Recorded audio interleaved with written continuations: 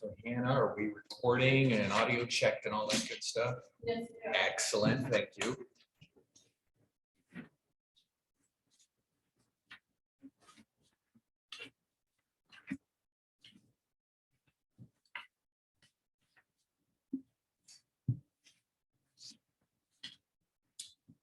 Okay, good evening, everyone. This is the regular meeting of Garden City's Planning and Zoning Commission. It's Wednesday, July 20th, 2022. We are good to go on audio and recording. Record could show that Commissioners Shepherd, Brown, Montoya, and Wild are all present in the room. So we'll move on to the Pledge of Allegiance.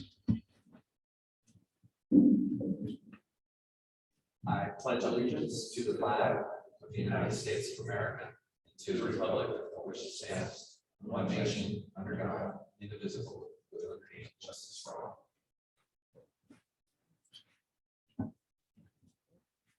Okay, staff, any changes to the agenda from your perspective? Okay. I did want to make a slight adjustment to the agenda. We will hear subdivision FY 2022-6, the Pineda subdivision, combined preliminary final plat. Clint Hansen is the applicant. We will hear that. We're just basically going to switch that one with the item just before it.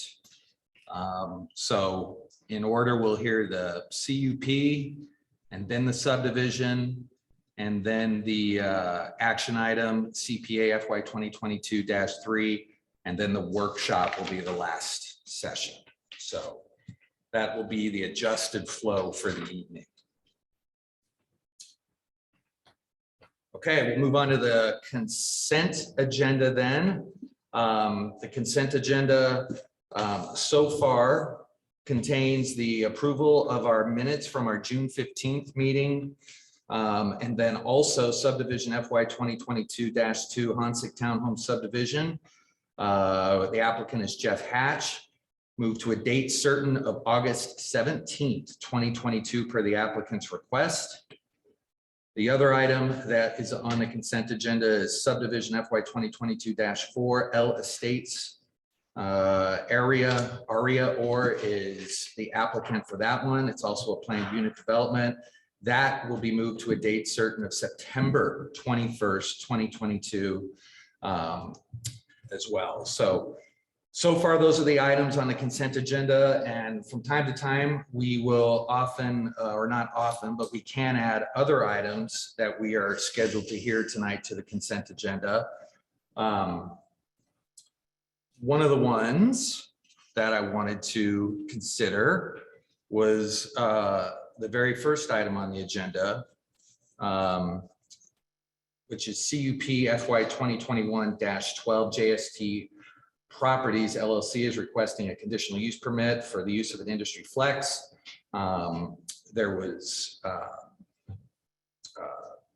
There's one item on this that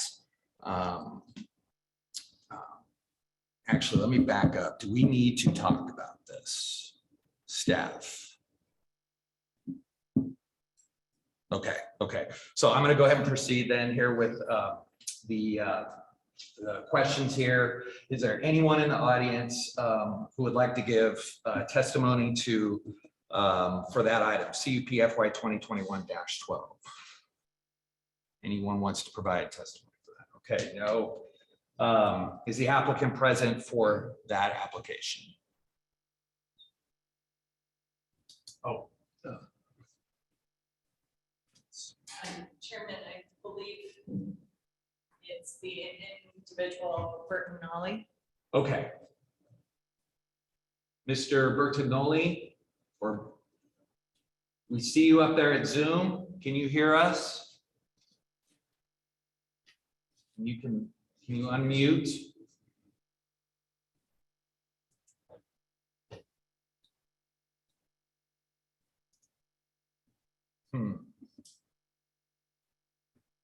Can everybody else hear us? Yeah. Thank you. Bob, Joanne, can you hear us? Yes, we can hear you, or I can hear you. Thank you. Okay. I think the Bertinellis are on mute. That's Yeah, what there they that's. go. Okay, There they are. can you hear me now? We got you now. We got you now. So. Okay, Did you hear my question? So you're obviously present. Please state your name for the record. Louise Bertinoli. Okay. Have you had the opportunity to review the findings of fact, conclusions of law, and draft decision, including the draft conditions of approval? Do you agree and consent to those documents in the affirmative, including all conditions of approval? I didn't get any new conditions of approval on this. This is a repeat from last year when I applied because we couldn't get the street light put in. Okay, I understand. So we will hear that one then, just to make sure we're all on the same page with that one. So, okay, very good. Thank you very much. Uh-huh. Okay, so that is the extent of the consent agenda. So those items I listed are the only ones that will be on the consent agenda. So that said, I think we're ready for a motion for the consent agenda. Mr. Chairman, Commissioner Brown.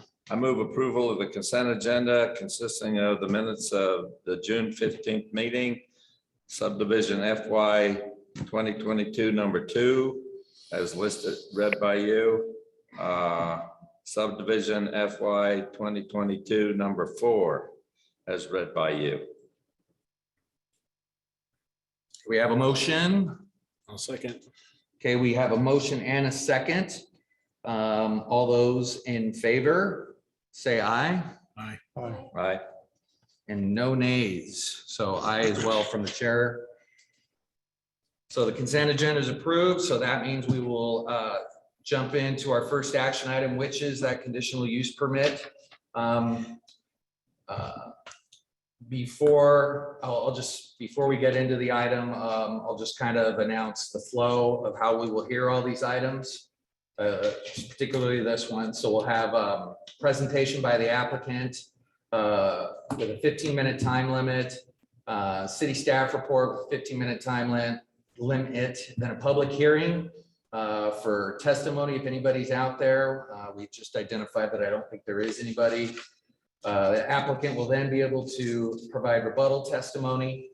Public hearing will be closed, and then the commission will move to a discussion and then eventually get to a decision. So that said, I'll fully introduce the item. It's CUP FY 2021-12 JST Properties LLC is requesting a conditional use permit for the use of an industry flex and warehouse multi-tenant space located at 219 East 50th Street. Property is currently zoned C2. So Ms. Bertagnoli, you are up. Okay, there was a request from the city to add a street light, and we have gone through the process of trying to do that, and there is no room in the front of our building because of all the utilities that are going through there to put a street light. So we're asking that to be waived. Okay, thank you. Staff? Are any questions for the applicant? I should ask the commission. Questions? Okay. So we'll move to the staff presentation. Good afternoon, Mr. Chairman and Commissioners. This is conditional use permit 2021-0012.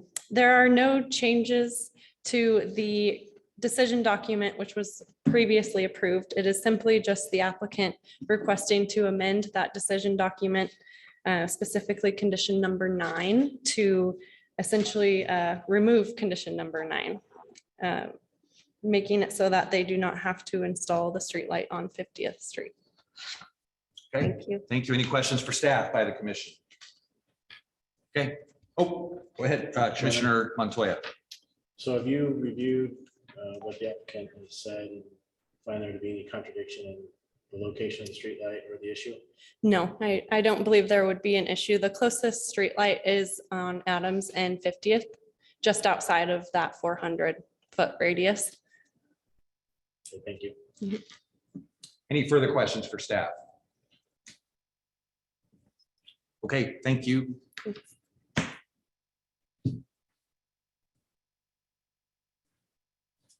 I'll ask again. I think we verified there's nobody that wanted to provide testimony on this. So if there is anybody that wants to provide testimony on this particular application, now is your time.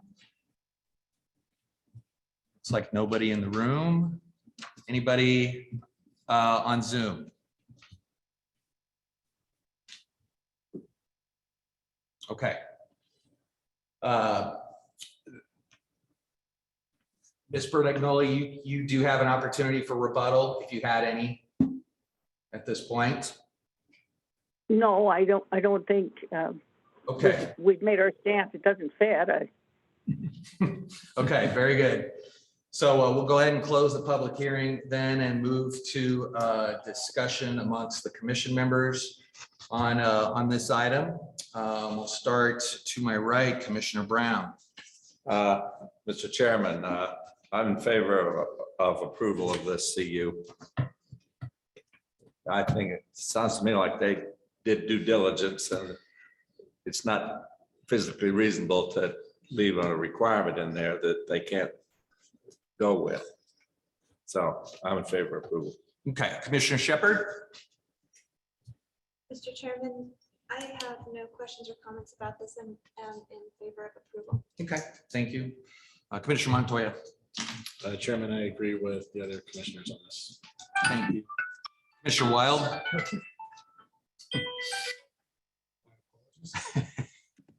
Sounded like you changed. Yeah, my only question was the one that Mr. Montoya asked, which is, the level of due diligence that they undertook to try to make an effort to put a light in or at least investigate whether they could. I'm satisfied that they have, so I'm supportive as well. Okay, thank you. Okay, I'm supportive as well. And so I think we're ready for a motion on this one.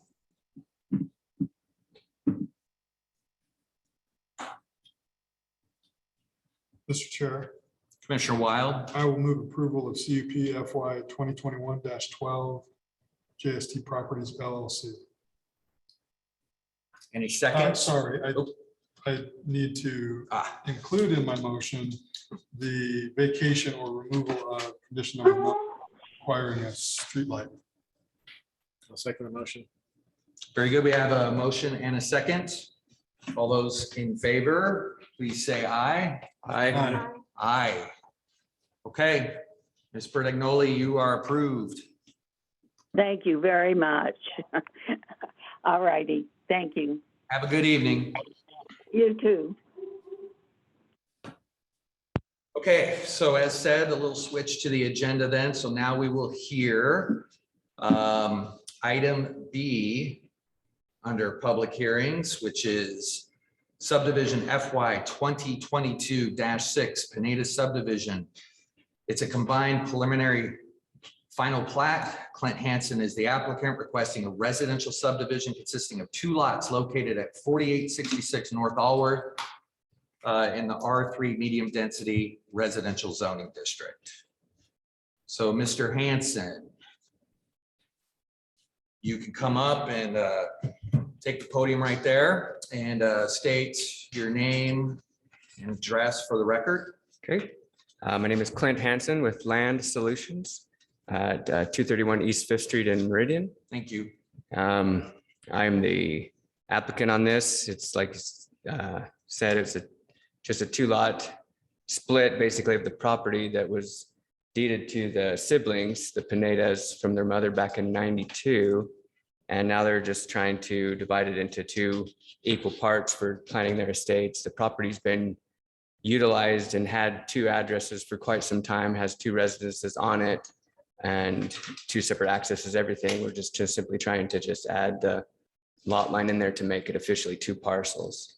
The review states that we'll need to do a conditional use permit because of the zoning, not meeting the zoning requirements for the density, and we're okay with that. And then we also talked about on Monday's meeting about waiving the requirement to build the garages at this time, but at the time of a building permit or any changes, that they would be required to meet those conditions, because right now they're not proposing any changes or anything with the properties. And so I think that's about it. There's just not a lot split application with the city of Garden City. You just have to do this process. So we're trying to do it as feasible as possible for the families.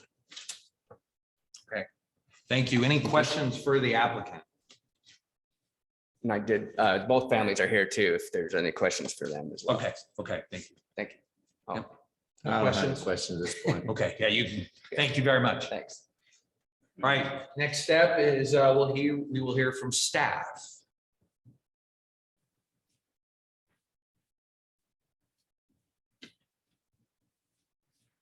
Good afternoon, Mr. Chairman and Commissioners.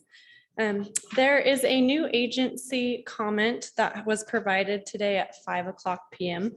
I forwarded it to all of your emails. I also printed it out for your review. We have extra printed copies on the table for anyone in the audience who wants to look at it. It is also on the website. It's from ACHD, and essentially they're saying that there are no requirement or no improvements required of this application other than the standard impact fee. So this is an application for a combined preliminary and final plat subdivision.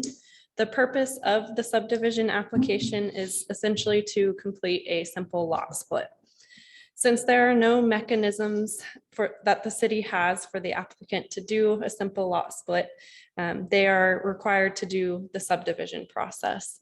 And they cannot do a minor land division, which is more of a staff level review and approval, because the result of the subdivision would be 2 single-family dwelling units, which is not permitted in the minor land division. So that is why they are here tonight. There are many generalized conditions drafted within the decision document due to the lack of submitted materials. The applicant did request waivers to most of these application materials, but because there was a waiver to most of them, staff was unable to perform a thorough analysis of the site conditions, which resulted in those generalized conditions being drafted in the decision document. The application was seen by the Design Review Committee on Monday, July 18th, 2022. To which the committee recommended approval as drafted in the decision document. They did have some changes to that drafted decision document, specifically number 8 under prior to construction plan approval, which will be the same as in your guys's drafted decision document. And the Design Review Committee determined that the construction of the enclosed garages to meet parking code standards for single-family dwelling units did not have to be constructed immediately, or at least prior to the final plat being signed. They determined that it could wait until a future building permit was applied for and approved, and that thus the improvements for the parking would be required at that point in time. The applicant has mentioned that the manufactured home on the lot has been converted to real property. However, the city does not have such documentation on record, nor does the Ada County Assessor's website indicate that it is a manufactured home converted to real property. So further analysis will be required prior to the final plat being signed, as far as the legalities of that manufactured home being converted to real property. So after this discussion, staff would still suggest keeping that condition regarding the conversion of that manufactured home being converted into real property, just in case. And then as soon as those documents showing that it has been converted is submitted to the city and analyzed and confirmed legal, then it would essentially void out that condition. And if not, then that condition is still in there. Staff has looked further into the construction of both of the homes and has discovered that the county's records show that the home at 4866 North Allworth Street was built in 1945, which predates the city's incorporation, which was 1949. Because this home predates the city's incorporation, the home could be considered grandfathered in, and any of the conditions drafted in the decision document would not be applicable to the home at 4866. So all of the conditions, meaning the enclosed garage, utilities, landscaping, etc. The manufactured home does not have an installation date with the county. Therefore, it is unclear if the residential parking spaces were required at the time or not. Because of this, staff has drafted current code requirements and the applicant is responsible for conforming to them. Staff has noticed that there is a carport on the property, which could satisfy those parking requirements, so long as the carport is relocated to meet the setback and frontage standards of Garden City Code. For example, moving the carport to a side yard, which is a 5-foot setback, and is recessed behind the front door to meet the garage setback standards. Essentially, the garage cannot be in front of the front door. If the carport is moved in such a way to meet these code standards, then it would be code compliant, but a condition requiring the relocation of that carport would still be needed. And as I mentioned earlier, some conditions were drafted in the decision document based off of the staff's inability to review the application for code compliance. But because the application does not propose any new construction or substantial alterations to the existing conditions, there are a few conditions that can be removed from the drafted decision document. And I will list those now. So if you want to get out that drafted decision document, I will go one by one. So on page 8, under prior to approval of construction plans, number 3 regarding the landscaping could be voided out of the decision document because these standards would be triggered with a building permit. And because this subdivision application isn't proposing any of that new construction or substantial alterations, it does not need to be in the decision document. Same thing goes for condition number 5 on page 9. Yeah, on page 9, number 6, number 7, number 9, and 11. And then I just want to bring attention to condition number 8. This is the condition that was discussed by the design review committee regarding the enclosed vehicular parking spaces. They edited it to where this condition is no longer in there and a building permit or future building permit would end up triggering those requirements. On page 10, number 14, regarding Garden City Code 84A5, that also does not have to be within the decision document because it's only triggered when all new development or substantial alterations are made to the subdivision.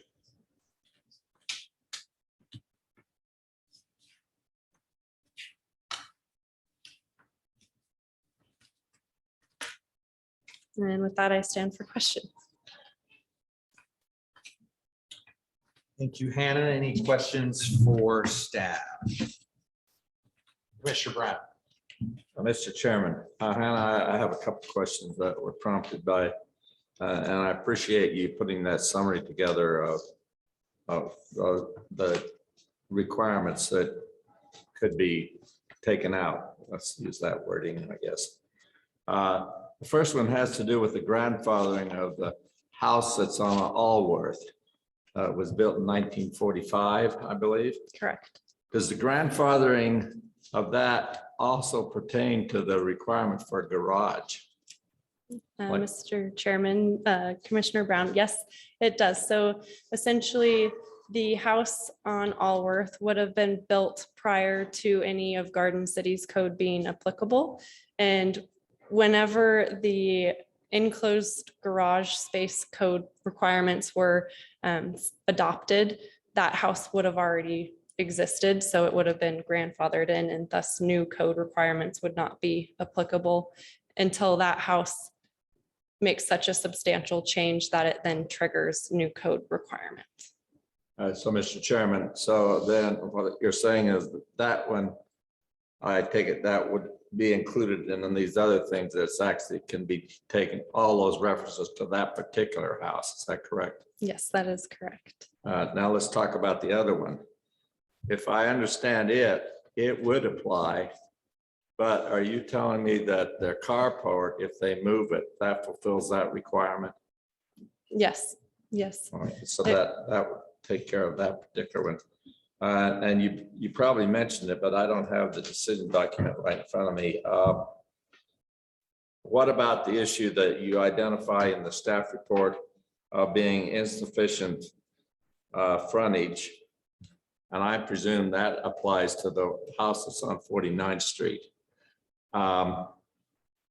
So if I understand our previous conversation I had with you, that is resolved also by the moving of the carport. Is that correct?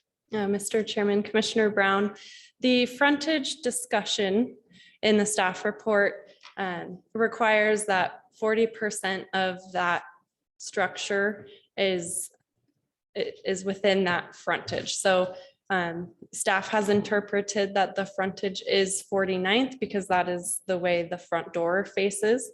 And it is definitely not within the frontage setback or along that frontage setback. It's set too far back, in other words. And so essentially right now, the home is a non-conforming structure. And so long as there aren't major alterations to that structure, then it can continue to be in non-compliance. As soon as a building permit is requested and approved, it would need to meet those standards. Okay, that resolves that problem for me. Thank you. Thank you. Okay, thank you. Yep. Commissioner Montoya. So Hannah, so if they were to move the carport, would they be required to pull a permit? That is a good question. I do not know.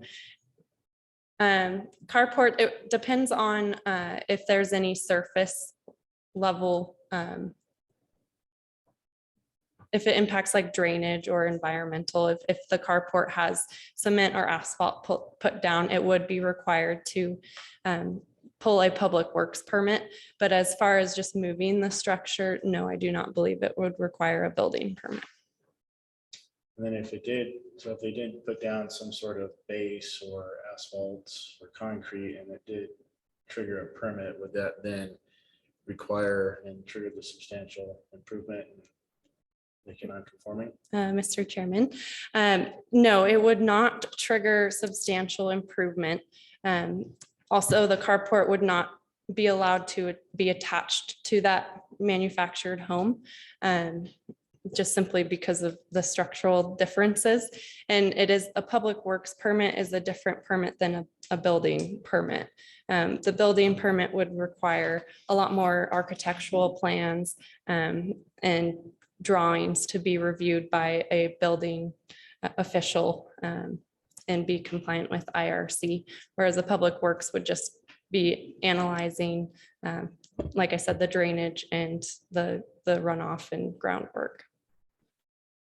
Okay, thank you. Thank you. Thank you. Any other questions for staff? Mr. Chairman, I have just Commissioner some Shepherd. clarification questions. I just want to make sure I'm understanding. So the house on 4866 Allworth, because it's grandfathered, the codes don't even apply to that, but the manufactured home on 49th would need to be altered if they pull a building permit, right? And I think I heard you say that it's been converted to real property. Sorry, I'm putting two questions in one, but does real property mean that it's been put on a foundation? Yes, so converted to a real property means that it has been put on foundation. And then I forget your other question. There were a few in there. It was just about the code, so they don't need to change anything significant until a building permit is called. Right, so the applicant has said that the manufactured home has been converted into real property, but meaning on foundation. But the city doesn't have any records of that, so staff will need to work with the applicant before we sign off on the final plat of the subdivision to see if those records that they have showing it has already been converted is true and legal and standing. And we'll need to speak with the county to make sure that their records are correct as well. And then if it is on foundation, meaning it is real property, then any kind of future alterations would be a building permit to that structure in particular. Thank you. So my follow-up question to that would be if it's not converted, if there's no record of it being real property, would that then require them to do all of the additional things? Like Yes, they so move it, does that require like a building permit? yes, so the conversion of the manufactured home to real property would require a building permit.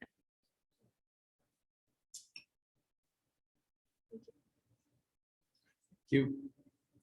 Okay.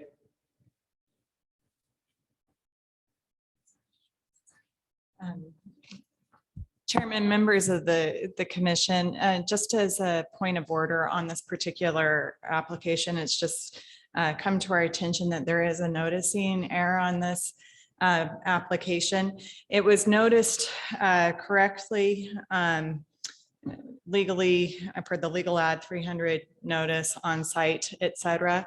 The agenda does have it on there, but the agenda posted online and out in the lobby does not have this particular item on for tonight's. And so staff's recommendation would be that you could hold the public hearing tonight, but not take a formal action until the next meeting. So continue your formal action until a date certain of the next Planning and Zoning Commission meeting. Thank you. Okay. Thank you.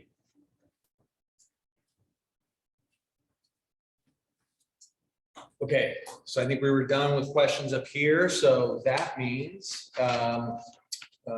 we can move to the public hearing if there's any testimony that anyone wants to provide on this particular application.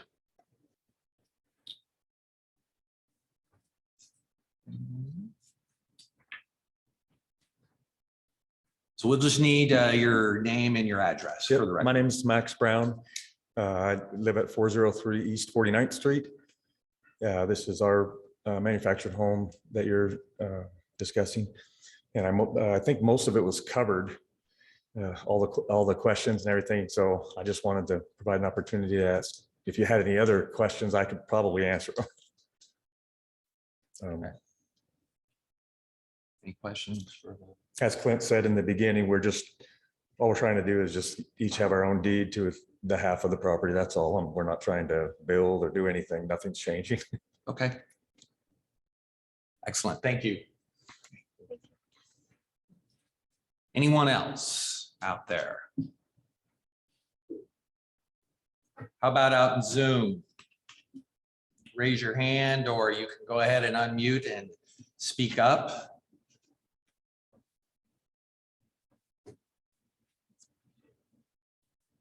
Okay. All right, that said, the applicant can, Mr. Hanson, you can provide any rebuttal if you had any. This is your opportunity to do that. Okay.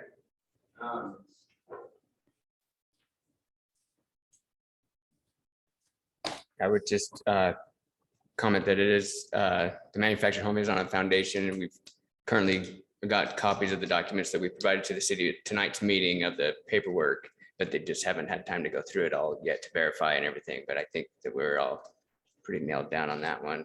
The only other thing in the draft report, when Hannah started going over it, I didn't pay attention to it before because it just says prior to approval of construction plans. So I didn't think they were applicable since we're not doing any construction plans. But item number 4 mentions pressurized irrigation to be provided in conformance with Garden City Code. And I didn't know if that was applicable to our application or not. That would be quite burdensome to have to install a pressurized irrigation system for this too. So we'd ask that that be also waived if it's not already. I didn't hear that she had mentioned item number 4 on Okay. page 9. So that's it. Okay, Thanks. thank you. Any questions for the applicant? Okay. On that point, I will relay that question over to staff. Should 4 on page 9 be excluded as well?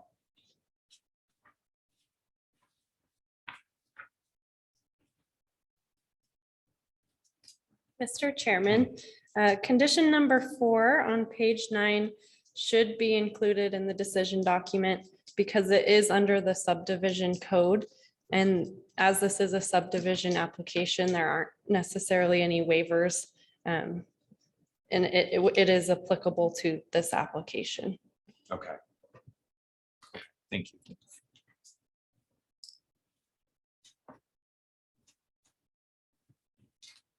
Okay. We'll go ahead and close the public hearing then and move to a discussion amongst the commission members. We'll start with Commissioner Montoya. Thank you, Chairman. Understanding that Garden City doesn't have a simple solution to create a subdivision of the one parcel into 2, I do feel that it's reasonable with what the applicant is requesting. It sounds like design review had the right idea of removing some of the other items that wouldn't be applicable. I too would have the question on number 4 and really how that would be applied, because it does say prior to approval of construction. So I don't know if that would carry forward or not. So that would be one question that I have, and agree with what the applicant would say is if it would be somewhat burdensome right now to put that in at this point. As far as so I would agree with all the removals. I would be inclined for a waiver of number 4 unless it was at some point in the future where there is construction and substantial improvements. And if the building permit, I do agree with staff as well for the getting everything worked out for the real property situation. So I'd say that that's reasonable. And I would like to hear what the other members would have to say about the carports prior to concluding that portion of my discussion. Okay, thank you, Commissioner Montoya. Commissioner Wild. Yes, it would seem that there's not a perfect vehicle in the subdivision code for just drawing a lot line and then leaving it, which is, I think, what the applicants want to do. I would be inclined to leave pressure irrigation, and in fact, in the event years from now they decide they want to go seek a building permit, move a carport, pour cement, do things like that, that legal non-conforming use, all those other requirements would likely kick in because they're changing the non-conforming use. So I'm likewise inclined to vacate those other requirements. I won't go through the list, but Hannah did, and I would be supportive of those being vacated. Okay, thank you, Commissioner Wild. Commissioner Shepherd. Thank you, Mr. Chairman. I did have another question actually come up with Commissioner Montoya's question, and it had to do with the utilities. It's one lot with 2 separate houses. Are the utilities already separated, or is that something that needs to be considered in the context of like their water lines and everything? that something that I ask because if they were to have two separate properties, would the utility companies, maybe it's outside of the scope of what we need to talk about, but it was something that came to my mind. Yeah. Staff, is that anything we need to consider? I don't, doesn't seem like it would be, but I need to ask.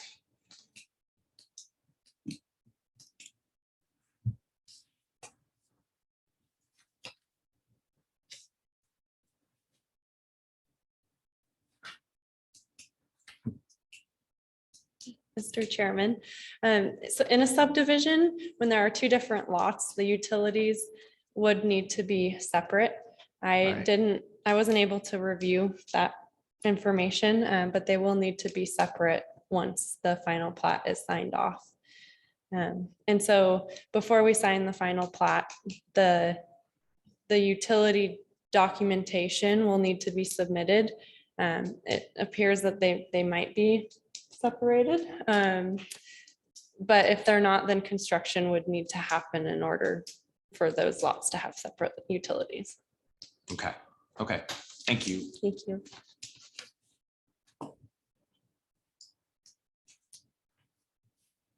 Thank you, Mr. Chairman, and I don't have any other further comment like on the carport or anything. Okay. That's the only thing that came to mind. Okay, thank you, Commissioner Shepherd. Commissioner Brown. Mr. Chairman, I agree essentially as it was stated by Commissioner Wild. Those items that the staff mentioned, I think they should be taken out of it. And with regard to item number 4, I agree with Commissioner Montoya. I would suggest that the way that could be handled is waive it with some kind of language that said that, but in the event that they decided to build, then they would have to, that would be enforced if they did for some reason. That would sort of make it both ways. You know, if the way we're envisioning this happening, they move the carport and that takes care of the garage requirement there. So I'm very much in favor. I think that's a really good solution to that issue. And so essentially the way Matt did it, and maybe since we're not going to vote on this tonight, Matt can be thinking about how he's going to put this in the form of a motion next month. Yeah, yeah. Mr. Chair, just Commissioner before you Wild. start, Yeah. I'm going to propose that we not vote tonight. I'm gonna Right. Propose that we keep the public hearing open for that Yeah. purpose, That's to avoid any noticing error claims. But I'm not going to be here next month, so I'm hoping you all have good notes about conditions 3, 6, 7, 9, 11, 8, 14, and pressure irrigation number 4. So that you can make a great motion next month. No, and that's, I was just thinking the same thing, so thanks for calling it out. But yeah, we will keep the public hearing open until we address this application again next month. That said, I think we can just now continue this application until the next meeting, which is, I've already forgotten the date, August 17th. So at this point, we'll continue this application until August 17th. I'll make that motion. Okay, all right. I think we are ready for that at this point, unless there are any further comments by the commission. Okay. Mr. Chair, I'll move. Commissioner Wild. I will move that we set a date certain, defer and set on a date certain on August 17th, the application. SUB FY 2022-6. I'll second the motion. Okay, motion second. All those in favor, aye, please. Aye. Aye. Okay. Thank you, folks.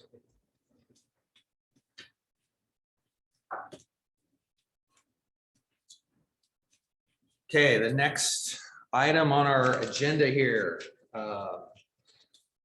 is CPA FY 2022-3. City of Garden City is proposing that the city code be amended to modify the design review application process and refines the function of the design review committee. The purpose of these amendments is to simplify the design review process to better achieve the design review committee's intended charge. The changes will include and will not be limited to the changes to Garden City Code.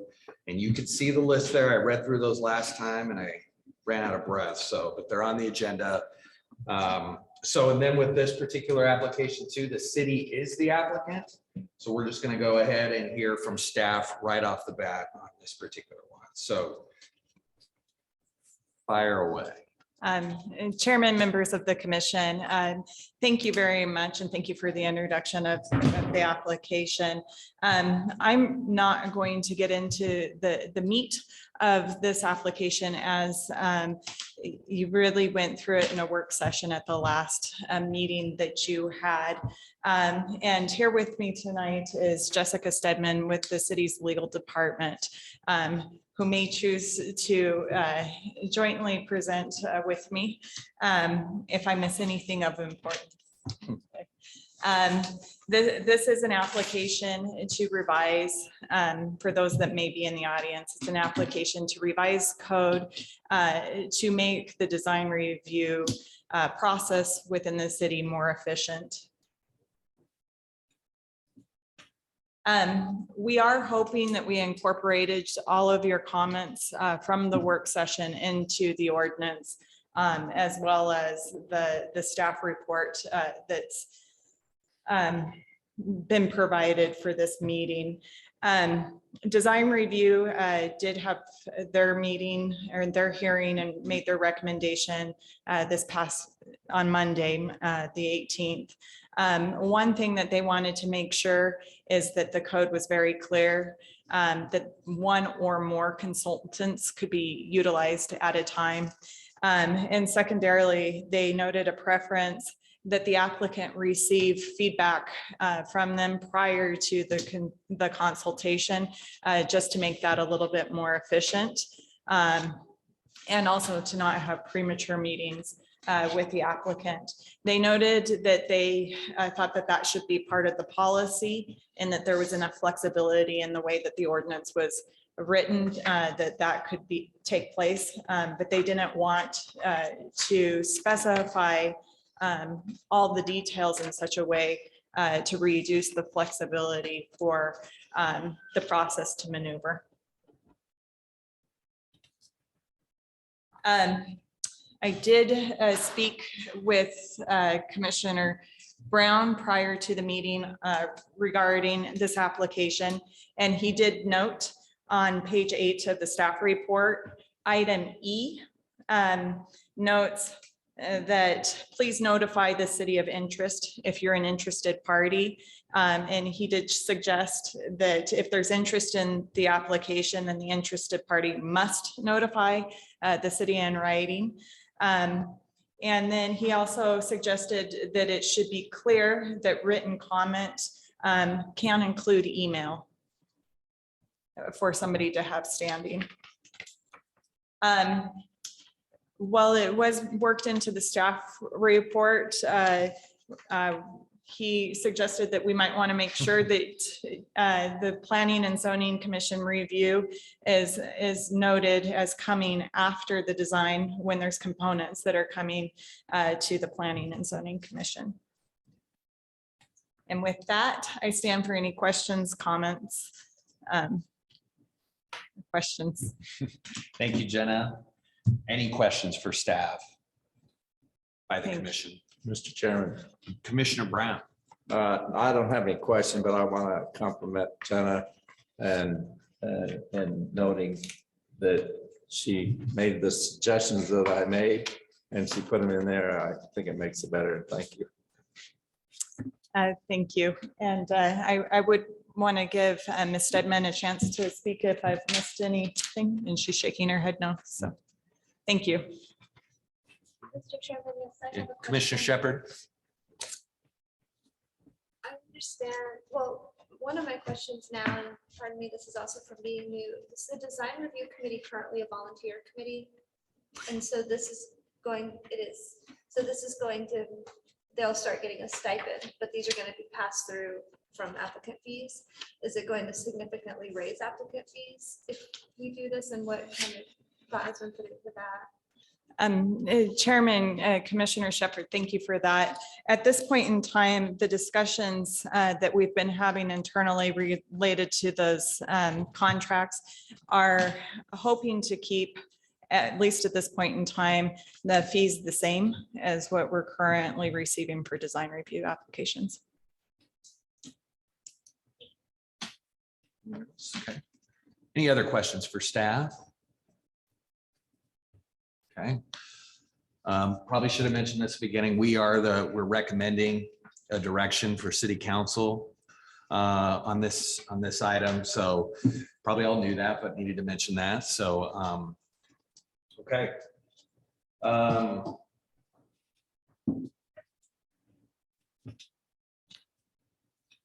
Move to the public hearing. If there's anybody in the room or on Zoom that wants to provide testimony on this code proposal. Mr. Chairman, yes, I'm not sure if I'm Joanne Butler here, 967 East Park Center Boulevard. I just wanted to say that I appreciate Commissioner Brown's comment, because that stood out to me too, as it was not quite clear who would have standing. Was it, and maybe you can clarify exactly what that is. Is it people that either in written notice to the city that they want to continue to be an interested party and receive materials? And is it also people that provide written substantive comments? That's the question. And Okay, thank you. And can you provide your name, your full name, please?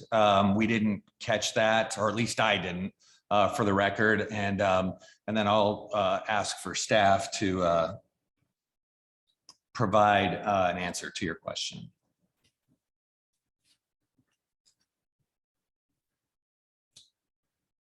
Ms. Butler. sorry, I wanted to make sure that was you that made that comment. So could you please provide your name for the record? yeah, I apologize. I had my mute button on. Joanne Butler, 967 East Park Center Boulevard in Boise. Okay. Thank you.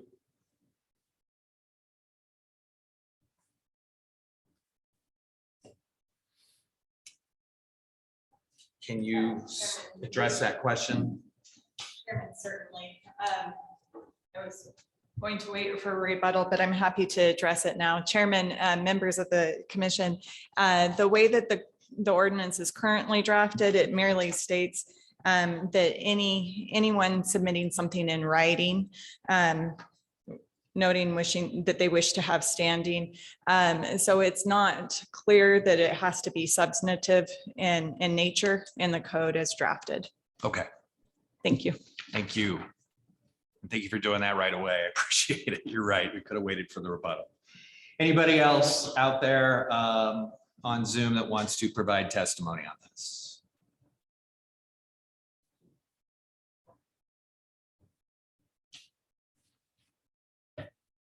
Okay. Jenna, anything else you wanted to add from a rebuttal perspective on this, or anything else you wanted to add? Chairman, thank you. Members of the commission, I just might stand for any additional questions that might have come up. Okay, thank you. Any questions for staff? Okay, thank you very much. We'll close the public hearing, move to the discussion about this. Commissioner Wild. I don't have a lot of comments. I'm, obviously pleased, not about how this came about, but certainly that we're getting it cleaned up and straightened out. So I'll be supportive of recommending approval, City Council. Okay. Commissioner Montoya. I agree with Commissioner Wild on that. No further comments. Commissioner Brown. I'm very much in favor of recommending approval. Commissioner Shepherd, any thoughts? I support recommending approval. Okay, great. As do I. So let's, we can move right on to the motion, I believe, on this one. Mr. Chairman, Commissioner Brown. I recommend that we recommend approval of CPA FY 2022 #3. City of Garden City proposing a city code be amended to modify the design review application process and refines the function of the design review committee in accordance with all the paragraphs that are listed in there, and to include the changes that have been made to the decision document that were briefed by Jenna. Thank you. We have a second. I second. Commissioner Shepherd is seconded. All those in favor of this recommendation to City Council, please say aye. Aye. Aye. Okay. All right, we'll move to the last item, which is a work session. As an introduction, CPA FY 2022-1. Hannibal is requesting a potential code amendment to Garden City Code Title 8-7A, definitions of uses, 8-7A-2, definitions of terms, and 8-2C, land use provisions to include the new use of tiny home community, the definition of tiny home, and specific provisions related to the new use. Chairman, members of the commission, thank you. So prior to the meeting, as we've done in previous meetings, we've decided that staff would go first tonight on this work session item. This is the third time that this body has reviewed some change or proposals from the applicant related to tiny homes. I might say tiny homes on wheels. So I'll just briefly go through some points that I think staff feels that you might feel are particularly salient. At the last meeting, there was some question whether or not the Blaine County ordinance had been passed, and it has been verified that that was passed. There are a couple of items that staff would like to point out related to that ordinance. Blaine County will require a building permit. Staff does suggest that because of the nature of tiny homes on wheels being mobile, a tiny home on wheels coming from another location, it would be difficult for the city to request a building permit at that time to go through and verify that everything is built adequately. And so staff would suggest that perhaps a better way of addressing that is a third-party certification, verifying that certain safety criteria has been met. Staff has also suggested that perhaps an annual certification might be appropriate. And during the design review committee meeting on Monday, the applicant had indicated that perhaps a year is too frequent. The reason that staff had proposed an annual recertification is related to the nature of these tiny homes on wheels falling into the RV category, and the direction that's being proposed that the units be roadworthy. And so that could verify that there's not been any structural changes, that there's current licensing, registration, insurance, perhaps something saying that there's air in the tires and the tires have not been removed, et cetera. Going back to the Blaine County ordinance, it does sunset in 5 years. And the units are required to get conditional use permits, which also need to be, they have a 5-year sunset. And so that is something that staff found interesting in that ordinance. There has been some conversation that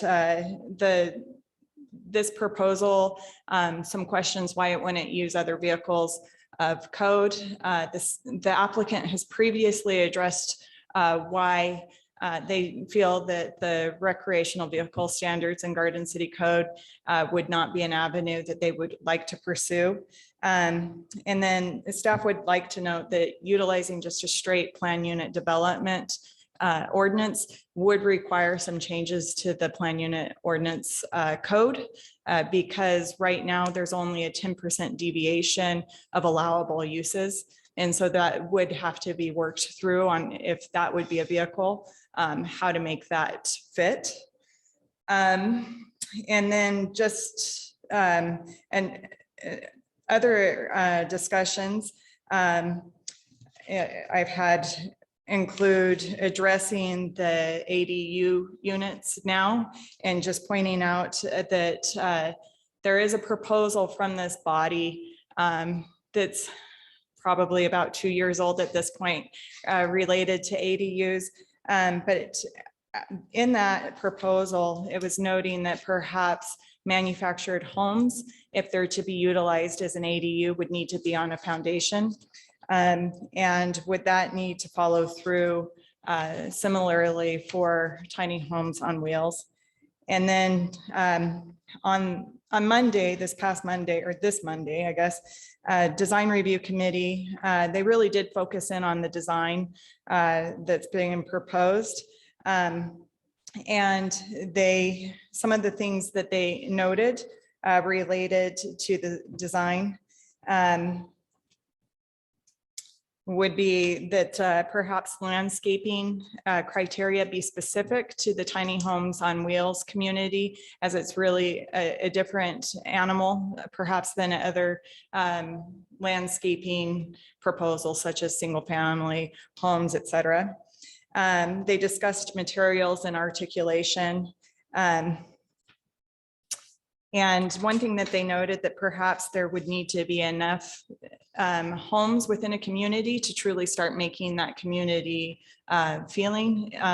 So maybe 1 or 2 homes should not constitute a community, but maybe something a little bit larger. And then another item that they noted, perhaps pathways to each of the units might be desirable, as well as, and I think you'll see in Ms. Ball's presentation, maybe separating the cars away from the units. And I looked through her presentation earlier today and I noticed that many of the examples that are within her presentation actually do have the cars separated as well. And with that, I stand for questions. Thank you. Any questions for staff? Commissioner Brown. Mr. Chairman, Jenna, with regard to the third-party verification or certification, that would apply initially, I presume, when they were initially built. And then perhaps if there's a requirement, we put a requirement in there that they be in effect recertified once a year, or if you did 2 years or whatever, or if you picked up on Blaine County, you would maybe tie it in with a 5-year thing. Who would that third party be? Like how would we determine who the third party is? Certainly, thank you, Commissioner or Chairman, Commissioner Brown. It's my understanding via the applicant's discussions with the decision-making bodies that individuals can be certified And there's a number of different ways they can be certified.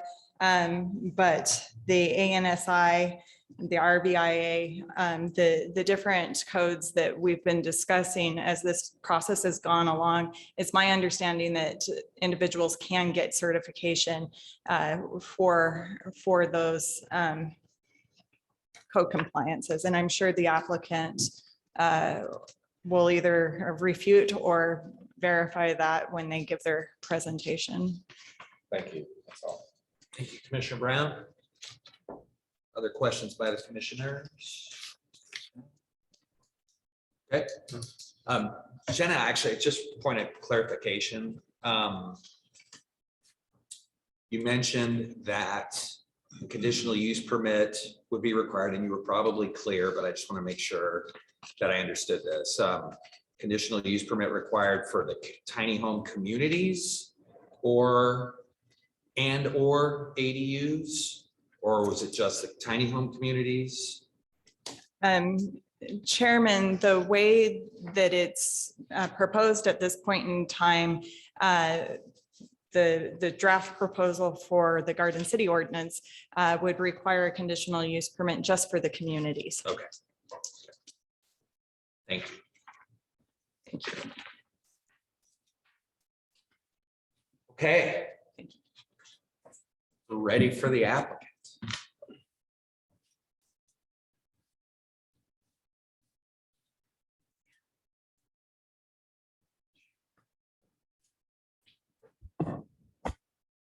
Awesome. Thank you so much, commissioners. Hannah Ball, 215 East 34th Street, Garden City, Idaho. And Jenna did, and Jason Jones, 208 East 33rd Street, Garden City, Idaho. And Jenna did a wonderful job. So anything that Jenna, unless you have specifics or want to hit on those items, what she said was perfect and a great recap of where we are to date. I just wanted to reiterate that originally when we did do the proposal, we were saying that the tiny house communities were a P permitted use.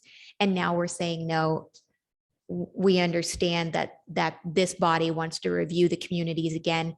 And there's just a lot of detail that needs to be seen. So we've said, we agree, we'll go ahead and do it to a C use, conditional use, and therefore all the communities would come back through this body or any for V bodies for that matter. So this is the round, Bodies exist. whatever bodies exist. So again, yes, we did talk to design review about the design standards. Amenities came up. Any so far, all the ideas and discussions have really made it. We feel that these suggestions have made more quality communities. All the third-party certification we think is appropriate. The timeline's a little bit interesting, and even the 5-year sunset, I hadn't read that in Blaine County's report previously.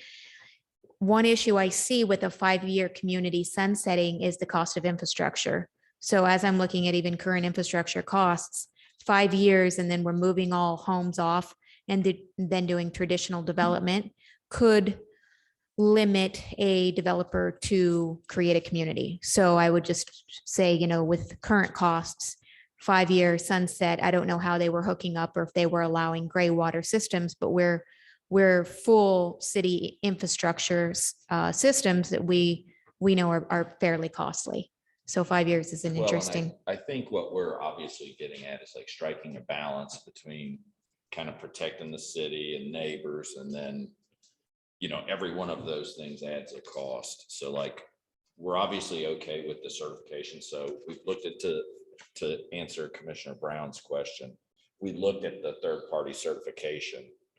And it's an easy thing to do as the tiny homes are built. There's actually several companies now. So I think the Blaine County ordinance specifically cites NOAA, which is one of those third-party certification organizations that basically, if you're not an RVIA builder, which like I said, I would say the majority of tiny home builders are RVIA builders.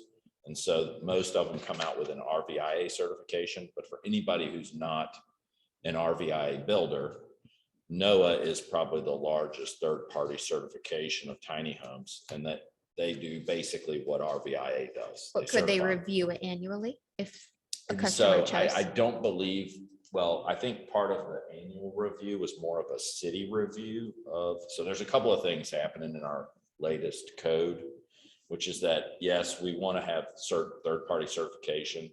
Like I said, that does come at a cost. I would say right now that those costs are between about $1,000 and $2,000 for every tiny home. And so, I think that from what we've heard through all the committee talks, I think that we believe that that's a necessary cost. But again, it kind of comes down to what you guys think, but that's probably what that cost is. Now, I believe that's a one-time cost. So that NOAA certification is a certification that's done as it's built, just like RVIA is. So when somebody builds a recreational vehicle and it's RVIA certified, that certification happens because the builder is certified prior to the actual building of that. And then there's no actual check Reinspection. of a reinspection of that. Now, we've included in past this, we have included like kind of a process so that each tiny home can be reviewed in Garden City. And that process could happen as often as we want it to happen. I think that like reviewing every tiny home in the city every year might be a little bit, maybe the city doesn't even want to do that. But maybe there ends up only being 50 tiny homes in the whole city, and then maybe it's not that big of a deal to review them every year. But the question becomes like, if a tiny home community starts and there's 20 tiny homes, how often does the city really want to look and go, hey, are these tiny homes still good? Do they really want to look at that every year and have all this stuff submitted and pictures and photos?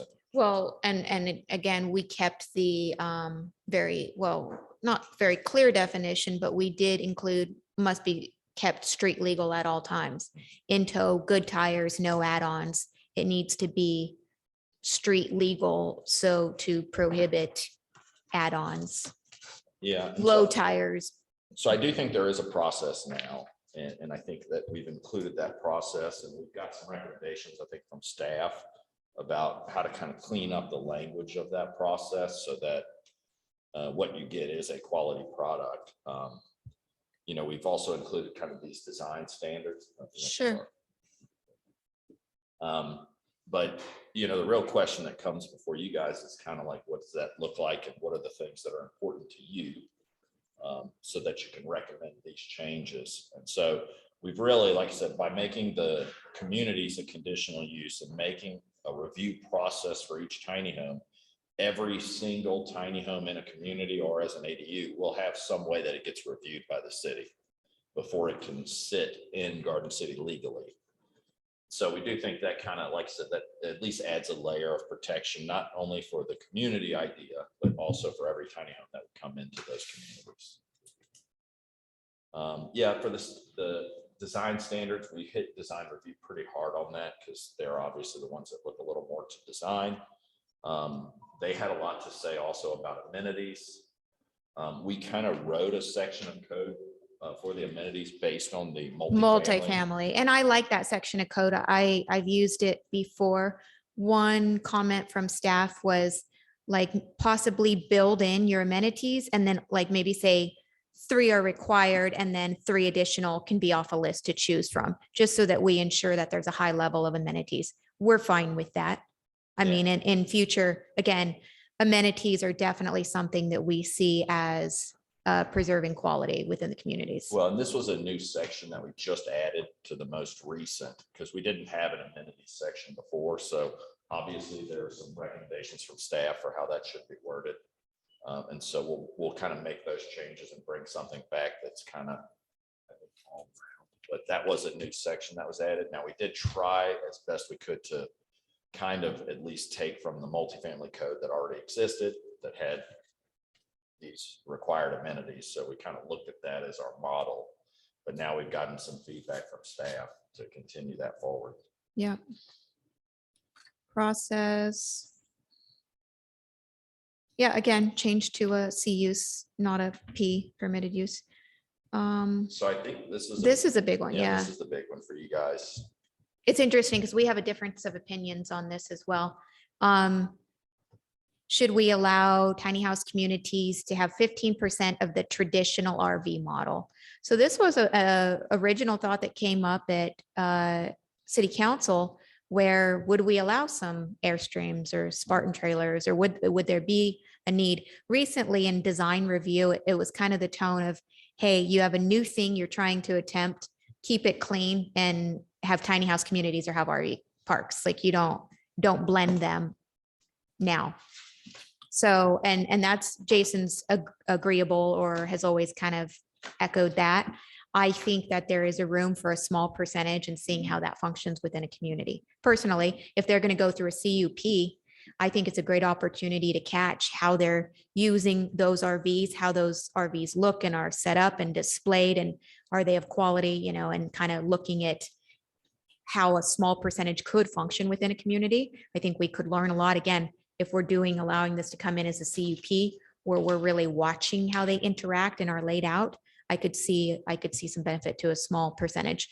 But again, that would definitely be something this body could contemplate. Well, and I think for us, we obviously, you know, I think if we're making a tiny home community, we should just have a tiny home community. But I think that having the RVs, I think the argument is that it allows some flexibility. And having that flexibility may be, you know, because this is something new that doesn't exist, we may not really understand all the needs of that initially. You know, like somebody starting a 20-unit tiny home community, there might not be 20 tiny homes to fill it with initially. And so having the flexibility to allow for some RVs before the entire community can be filled might make it where that's actually successful and can survive until that point. And so I do see the need. Now, I think at least initially, there's going to be plenty of tiny homes to fill Garden City's tiny home community, because we still are on the leading edge of this. You know, Blaine County now has passed that ordinance, and I know the city of Moscow has also done it, but they've done it in kind of a reserved way. Sure. And in a way that doesn't, I mean, necessarily think about the community aspects and how you want to put in amenities and a quality of life that I think people want. So I don't know if you guys want to comment on your thoughts. Or do you want to get through the presentation? How we can just shoot through this. Oh, and that was the other big point right there, was should there be a minimum requirement? Sure. Once again, I kind of think there maybe shouldn't be, just to allow for some flexibility. I kind of, if you look at this presentation, some of those communities were as small as like 4 or 5 units. And they're still kind of cool communities, because for people who haven't had a place to ever put their tiny homes, when they get together, they feel like a community, because there are all these people who have been stranded out and left out of the conversations. So I think, you know, it gets to be where we're going, hey, should somebody who only wants to have 4 tiny homes on their property not be able to do it as part of this tiny home ordinance? And I personally think no, but again, it kind of comes down to what the city's appetite is for tiny homes. And then if there's any other new conversations or topics that haven't been addressed yet, where, again, we've really taken all these comments and ideas and theories into play, and we're to the point, where we're pretty comfortable so far. So we're just looking for your ideas and your feedback. Okay. Thanks, you guys. I like to show the images. Any questions or thoughts on this by the commission? Chairman. Yeah, Commissioner Montoya. So first of all, thank you. I know that this has been a lot of work and you've taken a lot of time, so I appreciate the efforts, and my questions aren't meant to be adversarial, but just inquisitive. Yeah. So, you know, my job is to make sure that Garden City is the way that the community wants it to be, and ultimately, I think that we need to be the voice of that, and unfortunately, this isn't on a ballot so that they can vote. So, you know, I have to do my best to try and gather from what I can. So, Sure. Well, we'll try to answer them and not be too adversarial. That sounds good. Thank you. So when we're talking about just the definition of use under 8-7A-1, it talks about the use of a site by 2 or more tiny homes or dwelling units. So just wondering what your thoughts are in terms of, we're talking about C2 and R3. Is that what your thoughts are of the best use for those densities and those requirements for those spaces? So I would say yes. So here was our take. You know, our original proposal is, I think we're trying to be conservative. So those zoning locations already allow for mobile homes, mobile home parks, RV parks. Mixed use and high densities. And so mixed use, high density. So we're looking and going, well, tiny homes, what's the closest thing to a tiny home? It's probably either an RV or mobile home park. At least what we're proposing is that kind of variation of that. So we're basically thinking like, hey, if the city thinks mobile home parks are allowed in these zones, we think tiny home community is even better. So why wouldn't that be an allowed use there? But we took it a step further and we reduced the densities pretty dramatically. And then we also required, well, I mean, we reduced the density, we capped the density. And then we argue about this, sorry. 35 to 30, not a lot. Well, but then we required open space. So we did some mechanisms that we felt would really foster an actual community.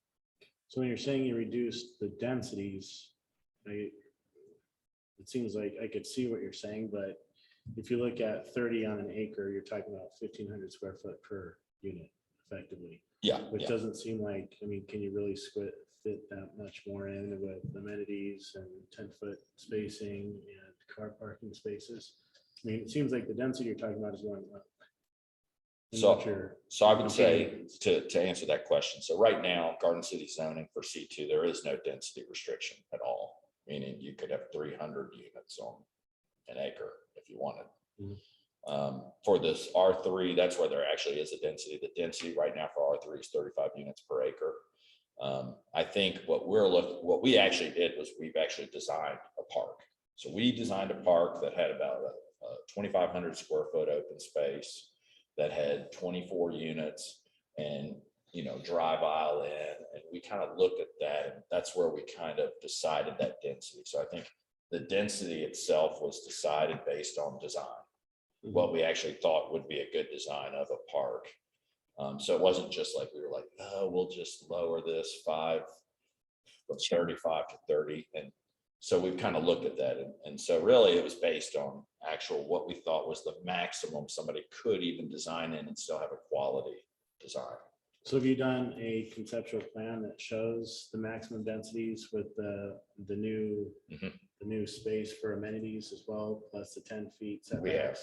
So the interesting thing is our original design already had the amenities. So the amenity code we wrote, we actually wrote it to the previous design we already had, because we already had those amenities there. We just didn't have the code written for them, if that makes sense.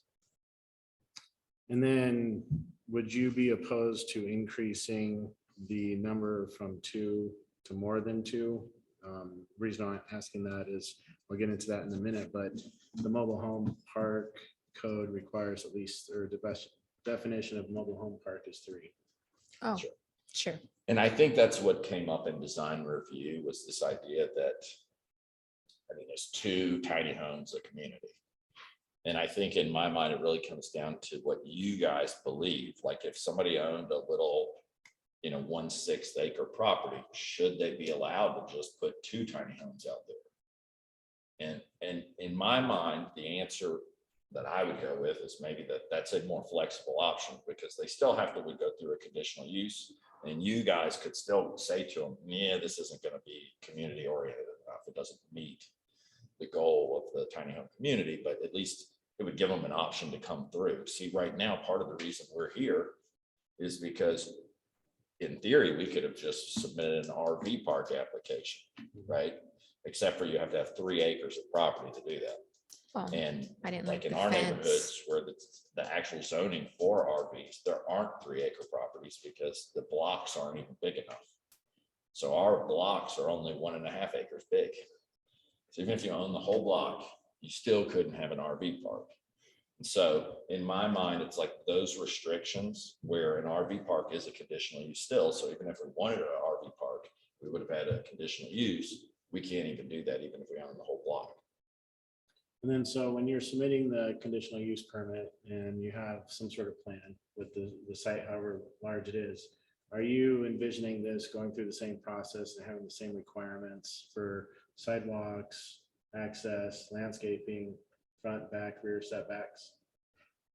I think it's appropriate. Yeah, so if you look at the code as it's written now, we actually just cited the multifamily code for the landscaping requirements, but I think design review has said, hey, don't just use that code. It's kind of, maybe there should be some specific code oriented to tiny homes, even though when I looked at the multifamily code, I thought it was probably the most restrictive of Garden City's already written code in terms of landscaping. So that's why we just cited that and said, hey, you got to meet all this code too. But what we'll do is we'll actually modify in that code so that there's a section specifically to tiny homes. But as of right now, our real goal was to try to match up with city code that already existed. Sure. That was for other things like multifamily or for mobile home parks. Or for any CUP standards that require the general curb gutter sidewalk, city use, city services. And one of the reasons why I was asking is because it sounds like you probably won't be requiring a building permit for anything on the site, right? Sure. Well, we will. Probably, yeah. So I'm going to assume that because we're requiring infrastructure for every tiny home, meaning they're not going to be like your most remote RV parks where there might not be electrical hookups. There's almost never sewer hookups except for in one location on the site where there's a dump. This will actually have hookups for all those services. So I doubt those will actually be in place on any property where one of these will get built. So I do believe there will be building permits that have to go in for the infrastructure. So would that trigger the building permit or would that be a public works permit? Public works, but it'll go through, it'll be basically, I believe the layers of Garden City. I don't think IDBS necessarily will come in because there's no vertical structure, but we'll be working with public works and grading permit, utilities permit. Well, and so I assume usually the sidewalk requirements come in at that conditional use phase. Sure. As one of the requirements. So I would assume that at that point you would be the one deciding Sure. whether that's a necessary thing or not, but for each project. Sure. Okay. And then are you envisioning these to be, I see the word dwelling used quite a bit, but there's also reference to short-term rentals and RVs, which have a completely different connotation. Are you seeing these as transitory and primarily being used for short-term rental and pad space? Or are these where people are going to live for multiple years? Yeah, you want to answer? So again, I try to get away from anything transient, and I try to, create communities that people can have a sense of pride, especially in our community in Garden City.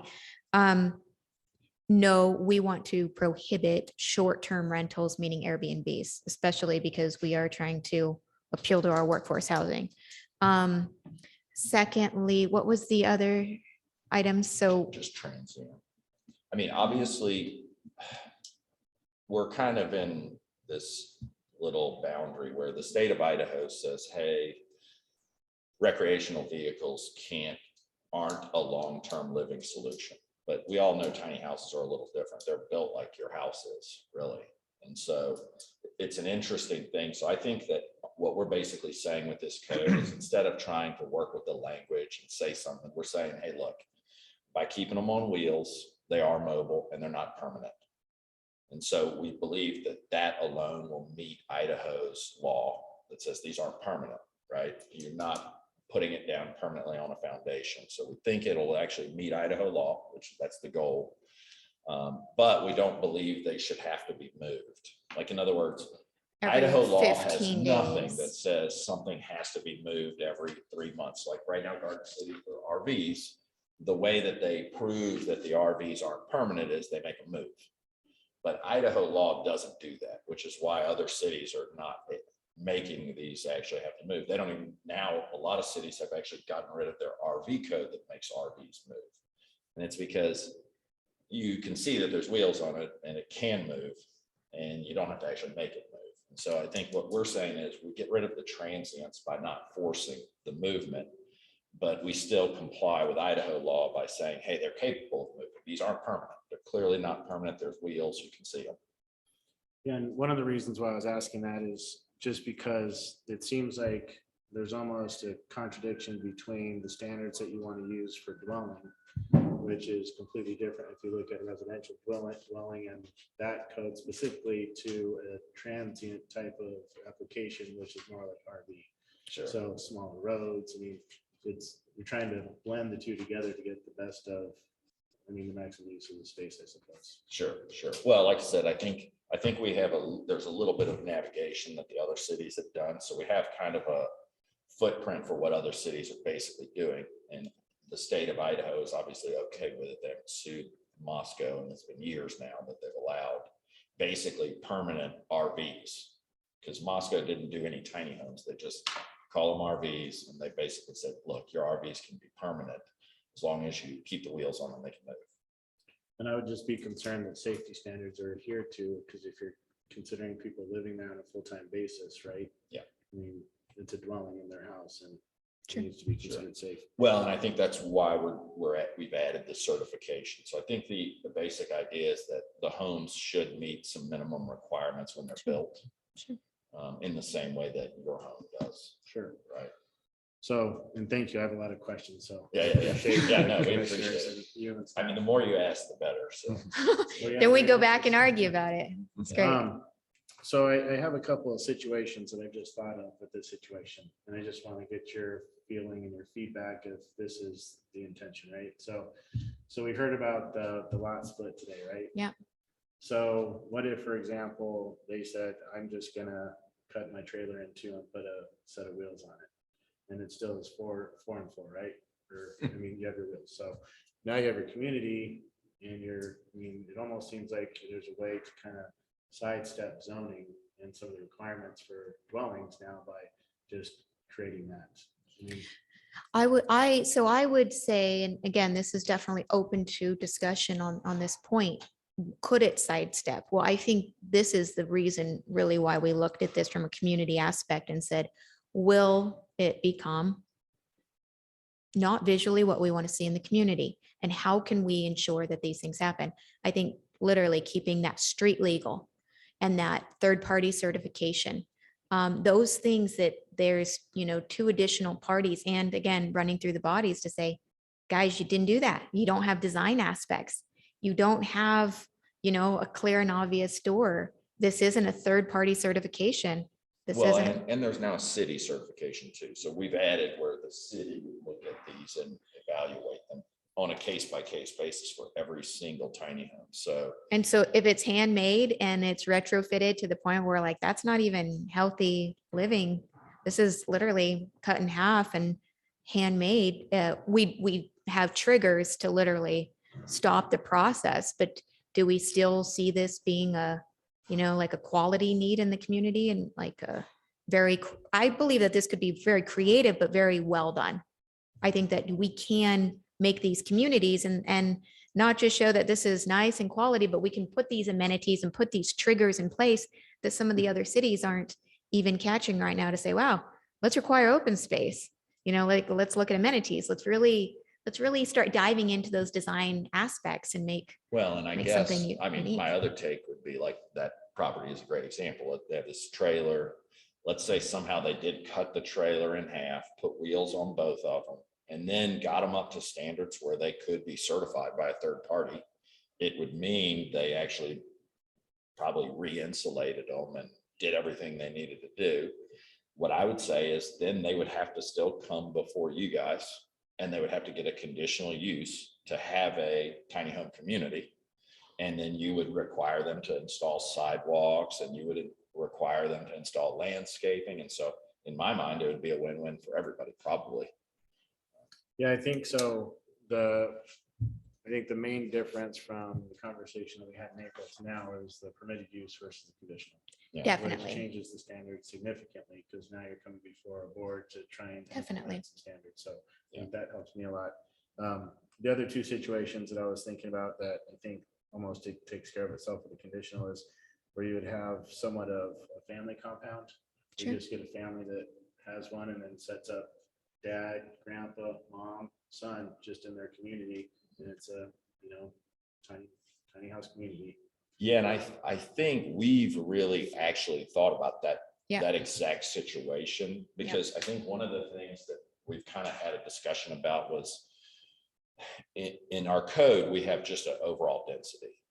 And one of the recommendations was like that we have like these pad sites that are like separate sites, and those have some requirement for size of this pad.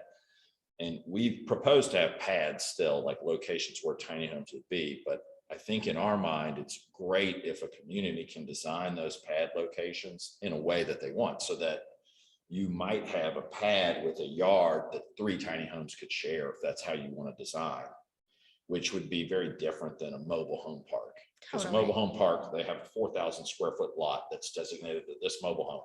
And then there's another 4,000 square foot lot. And we think when we look at some of the coolest tiny home communities, I mean, like just even in the PowerPoint here, if you kind of look at some of the really cool ones, some of them, everything's very separated like this one. Sure. But like in the one on our opening slide, or like here, you can kind of see everybody listening to the music. They've actually got 2 tiny homes side by side there. And we kind of thought about the idea that there might be this shared space. And we want that to be a flexible thing that, like you said, if you had a family and you wanted your kids to be able to just live right over there, it makes sense that that's something that should be legal to us. So next scenario, sorry, was just that I could see this just becoming an employee housing complex. Employee housing. Matter of fact, when we had a lot of discussions with kind of people in the community and started this process, it was big that business owners came to us and said, wow, I could buy a lot and really design this cool community. And like my 25-year-old employees would love this, and it would be an incentive for my business. And I could definitely do a lot better in business if I had employee housing.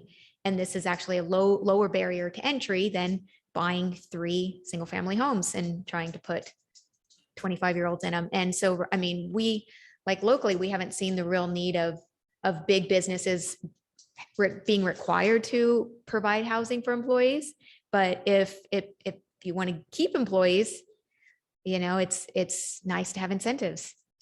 But again, we really looked at, that was broadly popular. It was. Yeah, I mean, I came up a think lot. in my mind, that's always been an option. So a great example is I look at some businesses that are operating like, and I'll take some of the wineries, for example, or breweries. And oftentimes I believe they have extra room, extra land. Some of them sit on property, they have property behind them.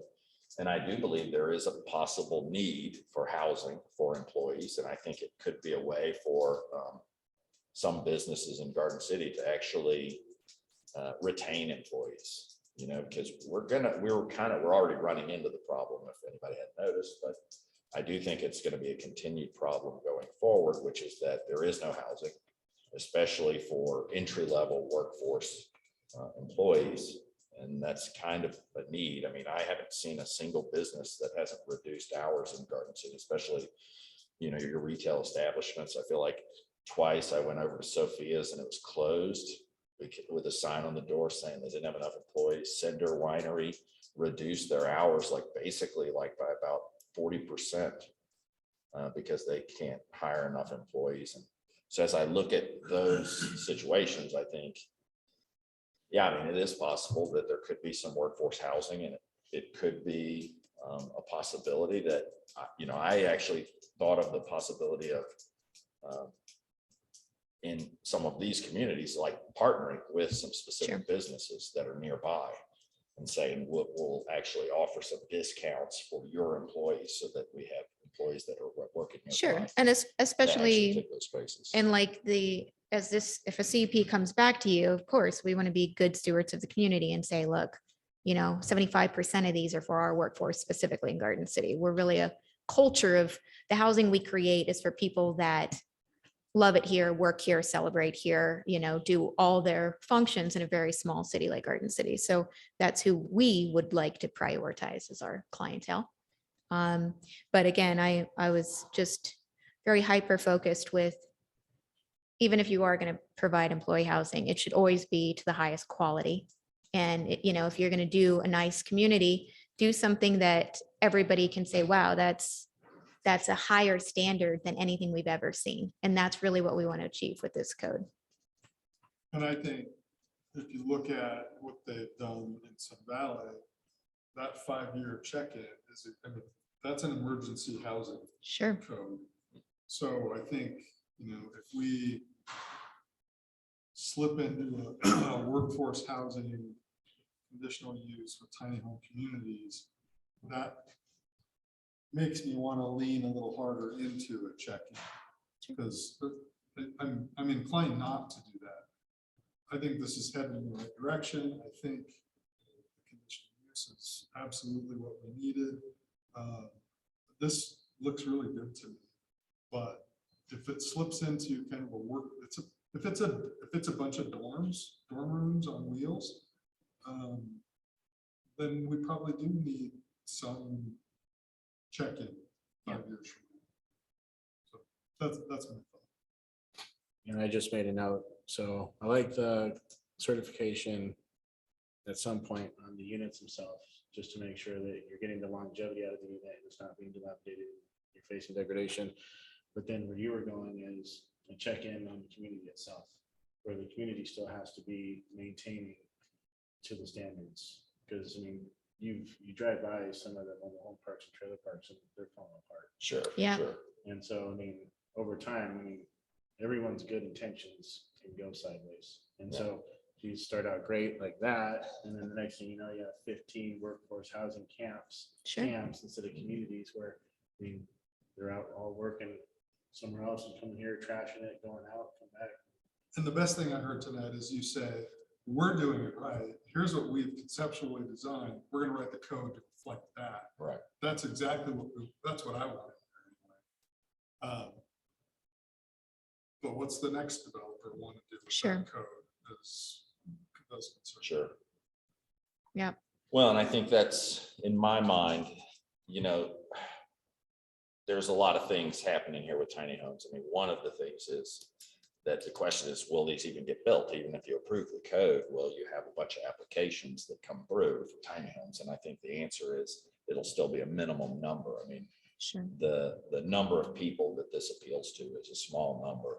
Like I said, it's not a solution to workforce housing. It's not a solution to affordable housing. Not a fix-all. It's just a little small piece where there's people who want to simplify their lives. And right now they're not even allowed to do that by law. So again, this is a very, I think, small thing where, if you look at the state of Idaho, like I said, in the state of Idaho now, there's only 2 cities that are, I would say, allowing it. There's a few more that are kind of semi-allowing it, like I said, within RV parks or within mobile home parks. But really only 2 cities that have codified it to say, hey, we're definitely allowing tiny homes. And so really for those, there's probably thousands of people in the state that would simplify their lives and go, hey, look, I'm a single guy. I could live in a tiny home, have less stuff, have less burden on my life. And so I think to me, that's really what we're aiming at here is, like I said, not an actual solution to anything, because it's like 5% of people who could do this. Well, a step towards a solution. Yeah. So I only have 2 more. Okay, all right. All right, the next is the parking.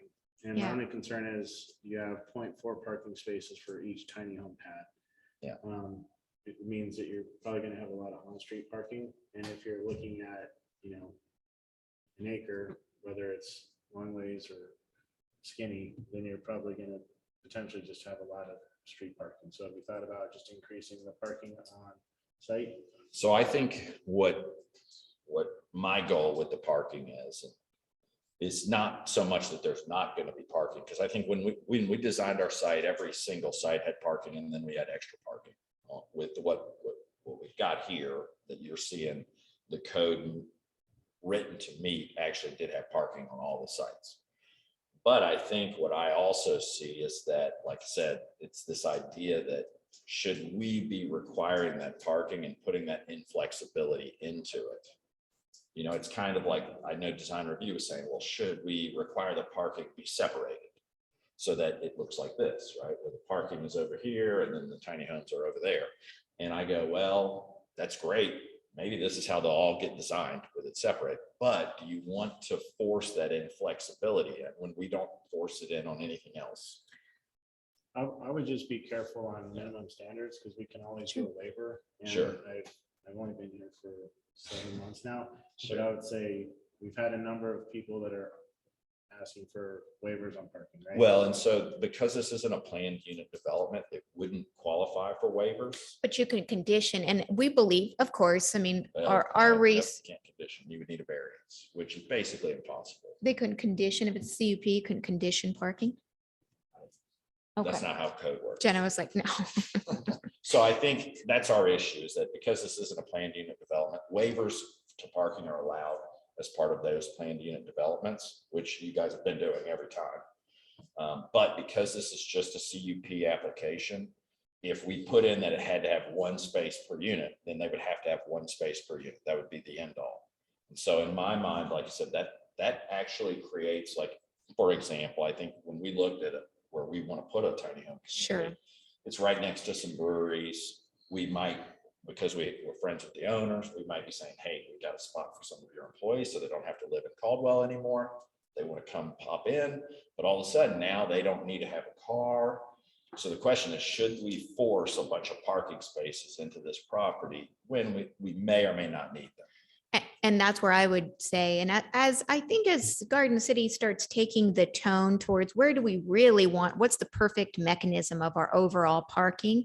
I think also having less, but looking at the site, what I've seen is street by street dependency. We're really getting into these parking scenarios where you still have these long streets that are completely dead.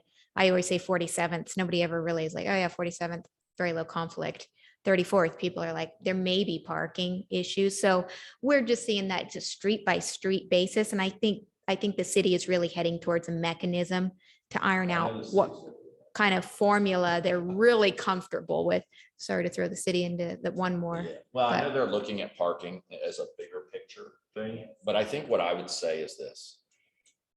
1 acre, for example, is 43,000 square feet. Okay. These tiny homes have a footprint on average of about 250 square feet. And we're saying, hey, we're going to have 250 square foot tiny homes.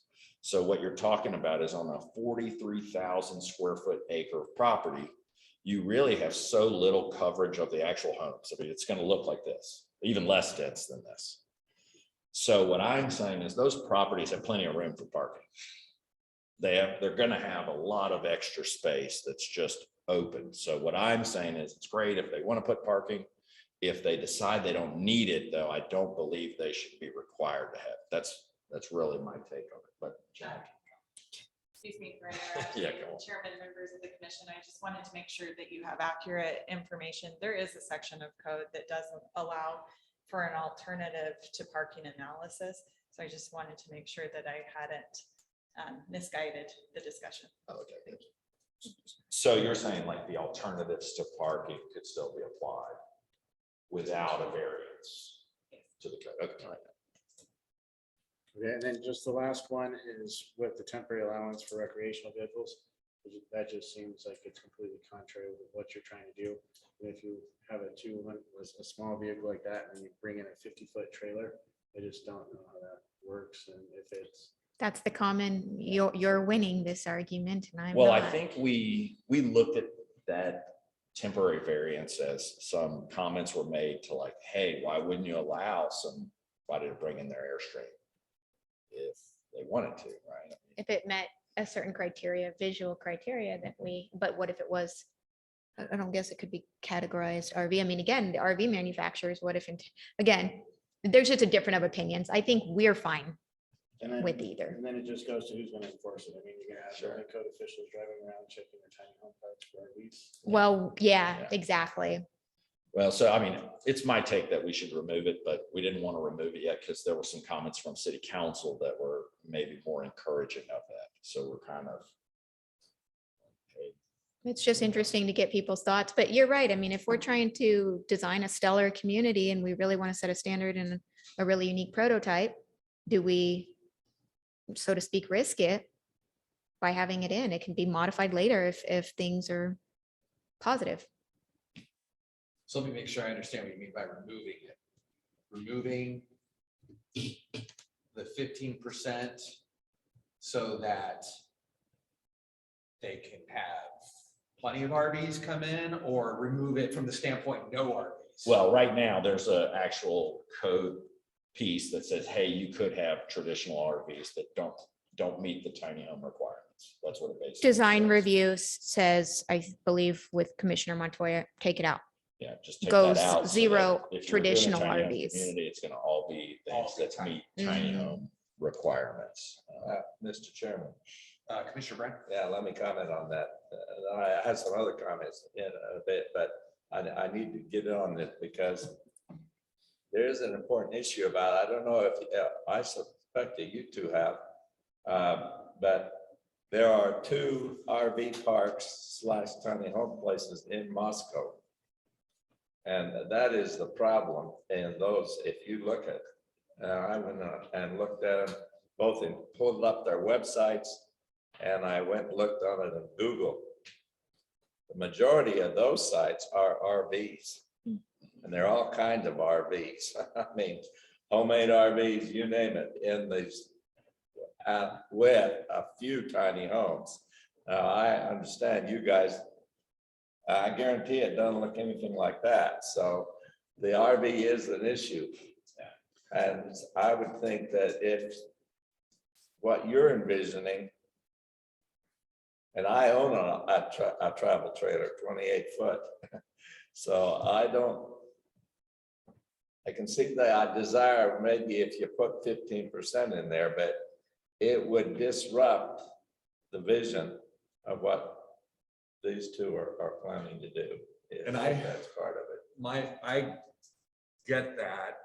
I don't know, I guess I try to put myself into the shoes of somebody that's like got 2 acres and they're like, okay, I'm gonna put in 50 pads here and it's just for tiny homes. I'd be scared to death, I think. That I would fill them up. Well, you might, and so. That I wouldn't fill them up, is what I'm saying. Which leads me to some other questions, unless he's not done. You done? I'm done. You keep going, you were on a roll. Yeah. No, maybe a solution might be, I don't know, this again gets to enforcement, but maybe it's a large percentage in the first year, and then the percentage gets smaller and smaller and smaller as the business builds. Sure. Well, and I think that's really the balance, right? It's this idea that, and again, I kind of have said to Hannah, I said, that 15% in my tiny home community, I don't want it. But just because the code says you're allowed to do it doesn't mean it's actually going to happen either, right? It's kind of a tricky thing. It's like what we're allowing is kind of like I said, the zones where this is being allowed, RV parks would already be allowed technically, and they would be giant RV parks because the code requires them to be gigantic RV parks. So, to say, oh, you're writing some code and ooh, some RVs might be allowed in the same zones where they're already allowed. It's kind of like, oh, okay, are we really worried about it? Because if you look, and I think in round 2, we wrote the standards based on those RV standards. And design review didn't like that at all. They're like, separate this because we don't want it to be like RVs. But we wrote it that way because we kind of said, look, this is what the city thinks and how the city thinks the worst thing that could possibly happen should be regulated, which is like a giant RV park. And the city says the requirements for it, and we're saying, should we really add a bunch more requirements for something we think is nicer? I just, you're talking about apples and oranges, in my opinion. That's the distinction you're trying to make. Yeah. And then so when you're mixing it together, you get apple orange juice, right? And that's what you're doing when you're adding RV parks to it. Yeah. And I mean, you think about it, there's hundreds of different types of RVs. You're talking about small, tiny homes. So I take my 5th wheel in there that's 50 feet long and basically has these pop outs. So now you have this 20-foot wide trailer that's now 1,500 square feet that's sitting there in your community. Yeah. Well, my guess is it probably wouldn't fit. Well, I mean, but that's valid. Yeah. I mean, and that's valid, and that's not the visual aesthetics. Again, we want to have a more less transient visual community. Yeah, and I think by the code here, we wouldn't probably have that extreme of a case because the pad wouldn't be big enough But- for a giant RV. Because we're actually, we do have a size limit on the tiny homes to 400 square feet. You said RV. Right, yeah, well, it still would have to fit on a pad, right? In other words, these pad sites. My guess is you're not gonna build 40-foot length pads for your, tiny home community because most tiny homes aren't that long, right? They don't fit on there. So like you would just have all this wasted space over and over. So not that somebody couldn't build a tiny home community for 15% of these giant RVs, but I guess my question is, do we want to just allow it if we want to allow, like if some guy has 2 acres and he goes, I want to have 8 big giant RV spaces. Should we allow it? I don't know the answer to that. I'm curious if there's a way to write the code so that for like a 5-year sunset for RVs, but so that the tiny homes can go on more in perpetuity, but there's still an emergency housing situation that we're in. Sure. And if you're not filling up the tiny home lots because it's new and people haven't bought out those lots or gotten homes for them, why not with restrictions allow an RV that is, fits the other rules that you have in place? Because I mean, I can see an Airstream, certain Airstreams fitting in with that as part of like I think that was our take, that we saw some tiny home communities that they fronted the communities with Airstreams. So we were like, yeah, that's right. Nice. So I think you're right, and I think there's a possibility of that. I mean, because I think you hit on the real point, which is that if we, let's say somebody did go, hey, I'm going to do a 25-unit tiny home community, but then they only filled half of it, and there were just these empty spaces sitting there for 6 months, while the RV park just right down the street here is booked out and has a 2-year wait. It seems like waste that we would have people like trying to live on the street in their RVs when they could have had space to actually go. And we just didn't offer it to them because we were too rigid. Well, I have a question, Mr. Chairman. Yeah, you go ahead. Commissioner Brown. I'd like to talk for a couple of moments about your 24 tiny house community, your notional design that you've been working on. So how big of an area is it designed to be on? So we designed a 1 acre. It's so you have 24 on 1 acre, right? About how many parking spaces you think that there are on that? So on that one, I think we probably designed it with about 30 parking spaces. But like I said, that was so you have a little more than one per unit. So Yeah. you have some. I mean, I think our goal of that was to see like how much stuff would fit so that we could kind of go, okay, could we make this more dense and still have a quality product? And we said, yep.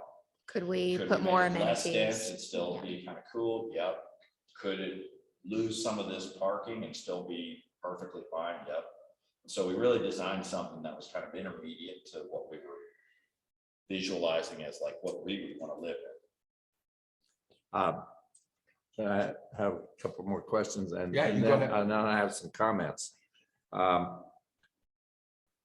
Let me go to the first one is on this issue of certification of a third party or something. And yes, I'm assuming that, well, I'm sure there are already individuals available in this area that could be hired for doing that have the certification.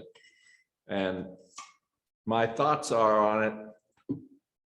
I think it's essential. If you remember my comments previously, I'm quite concerned about building something that's safe, looks good, the design ideas, and from that kind of, that can be taken care of. It is safe.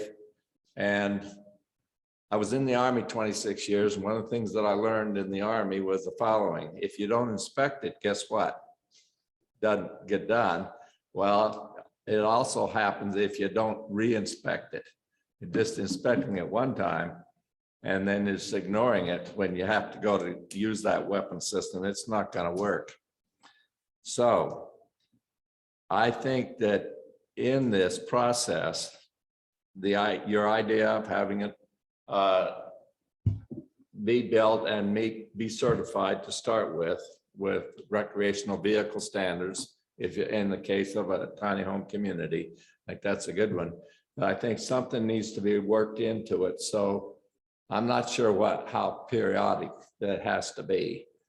But there needs to be something written into it where periodically it is inspected. Otherwise, it will be like what was already mentioned, these mobile home parks where they haven't been inspected for years, and they're terrible.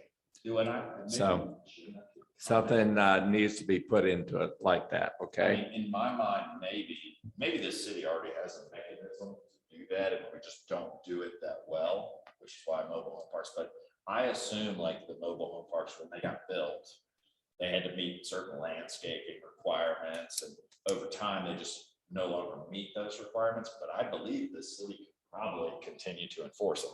Of course, the problem with the city are resources. Sure. And that comes to code enforcement issues. Right. And it's not like the city doesn't want to, but the resources for having somebody that can do that. Well, so I guess in my mind, the process probably already exists there. Yeah. Meaning, like, if this tiny home community starts to turn into like just a garbage dump, I think the city could always intervene. They just don't often do it because of resources. So I think like adding a thing in the code that says, hey, we're going to intervene in 5 years. It's kind of like, well, they could already be doing that. I think they already have the legal right to do it.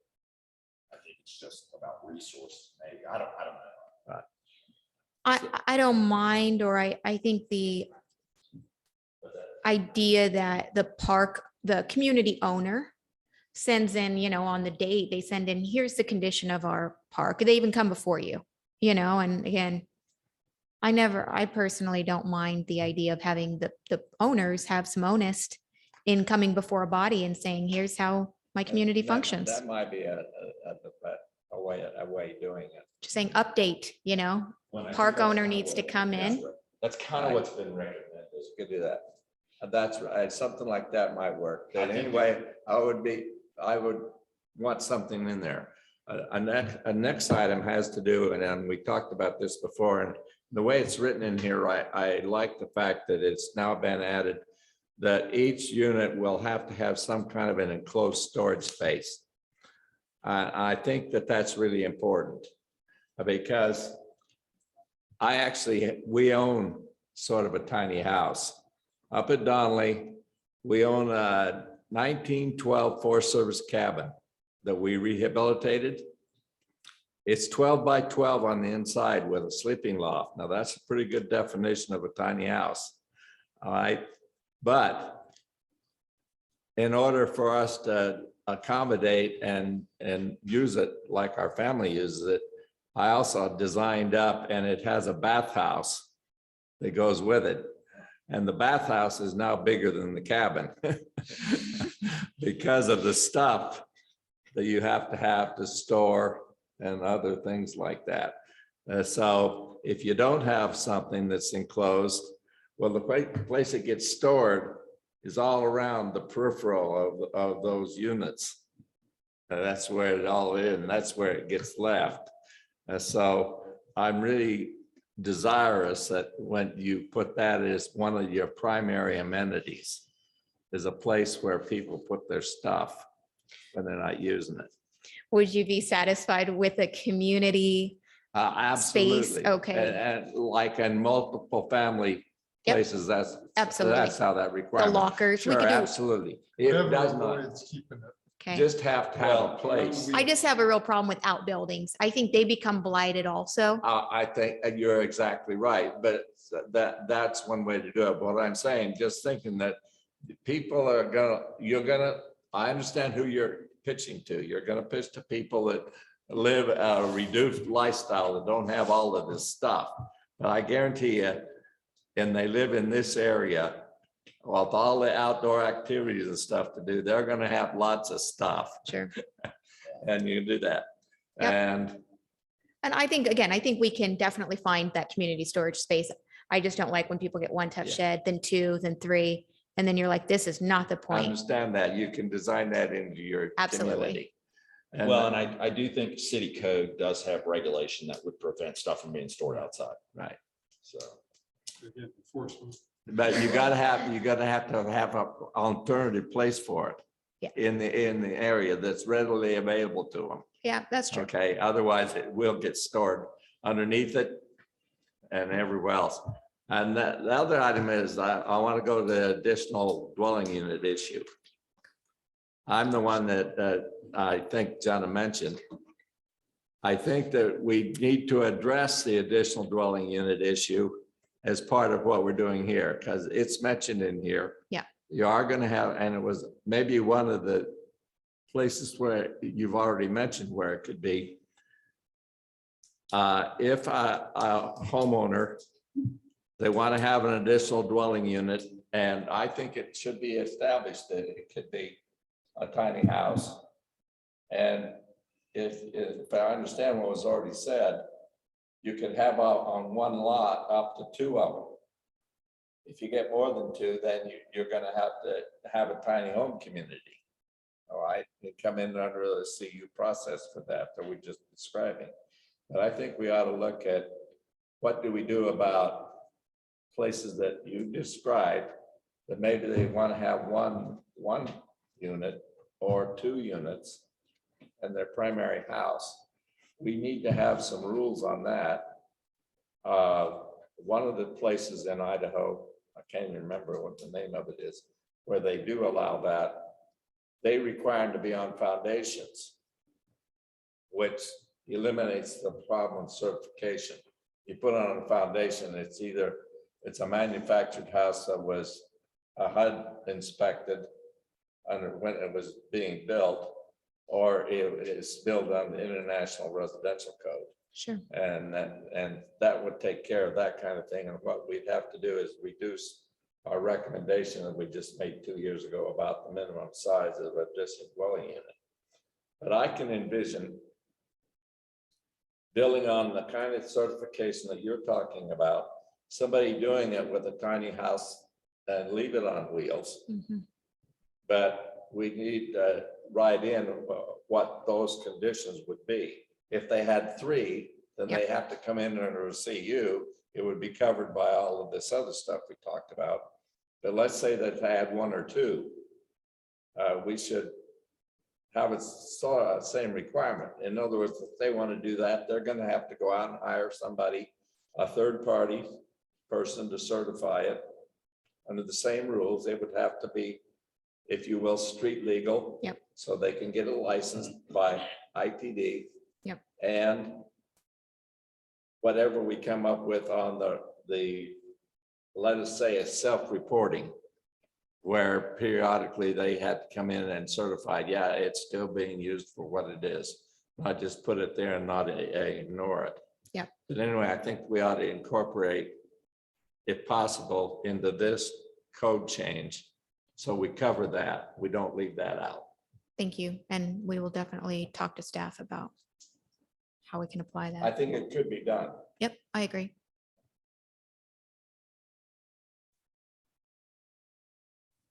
Any more for the applicant? Jason had to run off to tennis, for the record. Okay. I was just thinking about something else too, just a really short one. And maybe this has been covered, and I apologize if it has. Oh, So- I'm sorry. We had a few little sections for the, oh, I'm sorry, that's just the licensing. So we'll look at that code and see how it currently reads and how to apply that individual. I'm sorry. Oh, no, you're good. So we're talking about city inspection. If you've got a tiny home community, somebody says, hey, I'm booking that spot. I'm gonna put my tiny home there for the next year, whatever. So there's a city inspection that would be required of that tiny home, correct? What triggers that, if that is a requirement, if I understood that correctly? So every time a new tiny house moves into the city at all, they have to send documentation to Garden City.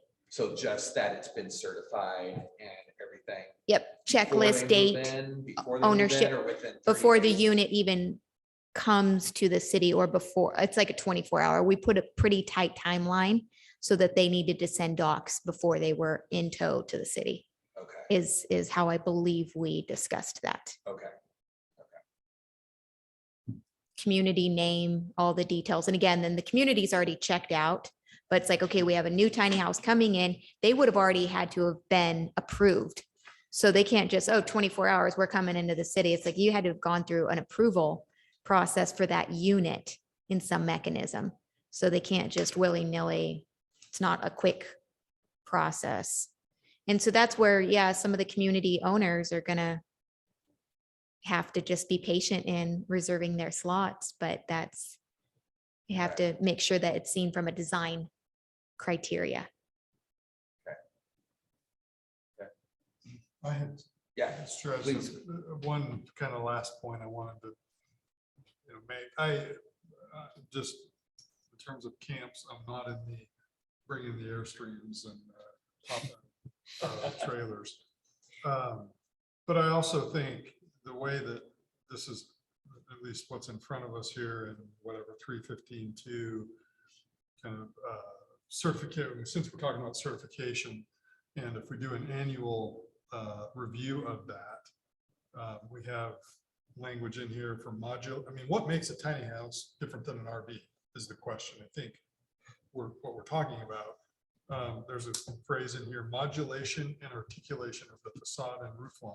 We all know what a tiny home looks like and what makes it different. I mean, lots of things make it different, but I think we're talking about design and designing community and architecting community. Yep. So I guess I just want to point out that the way we've kind of the way you've drafted this, I think does hit on what makes a tiny home community, or the way, at least the way we're envisioning it. So I would stay focused on that. And that was a tough one. It was tough to figure out what are the architectural features that want to make these homes really unique, and that variation of roof line. And we laugh because it's such a small unit. But again, we know that it's very important for the city to have a clearly defined door. And so we know that that's such an important thing, so that if you look at the structure initially, you don't know how you're getting in. It's just not necessary. It's not the designs we feel that the design review committee has been so focused on in previous years. So, dormitory in 3 colors. Commissioner LaBrie brought up 3. He likes colors in 3. And I've learned that from just listening to them. Every time you see, single, this has 2. So it's somewhat attractive, but it's like, okay, go above and beyond and put an additional color or additional material. It's only going to make the visuals that much better. And again, if we are testing this in a community and we're saying this is really high quality, then we need to live up to all those design standards. But just to make sure that I'm clear, the CUP is approving the layout for the pad sites, not the actual units. The unit comes in, and it's just certified to meet the standard. But is that certification isn't that it meets design standards, just that it's a licensed unit, correct? So there's no one in design review that's reviewing the actual tiny home itself. We did have it passing through a body, city body. We did have So you're it gonna have passing. each tiny home I going before believe. some board. Okay, Jenna's saying, I don't think so. I thought we were saying we're going to pass them through design review at one point. So that's something, don't we have it where park owners, as the park owner submits the file to the city on the new units?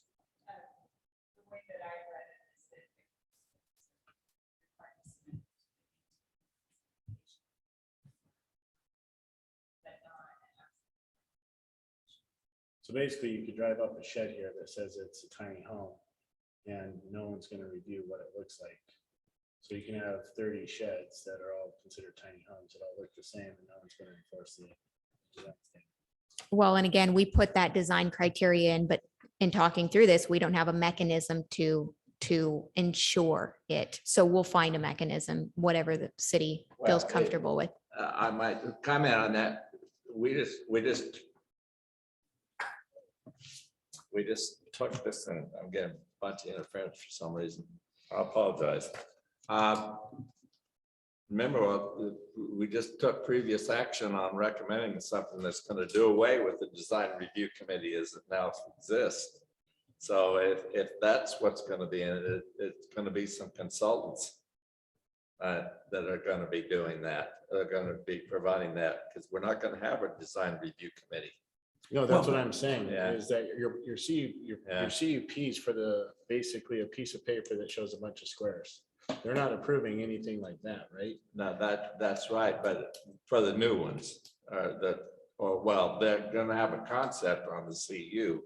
A concept of what they're going to do, but it won't be each individual piece. It won't be each individual piece. No, it won't be each individual unit. That's Yeah, just no, it up to the won't. one user to say, okay, I have a tiny home, regardless of what it looks like. If I have, 2 years and I've not rented one, I'm gonna put every shed that rolls in. That's right. So maybe they'd have to have a mechanism where on each individual one, it came in and the staff looked at it. And if it looked like something that was not authorized or something like that, maybe they would review it, pass it up to us, or have their consultants look at it that are on the design review consultants.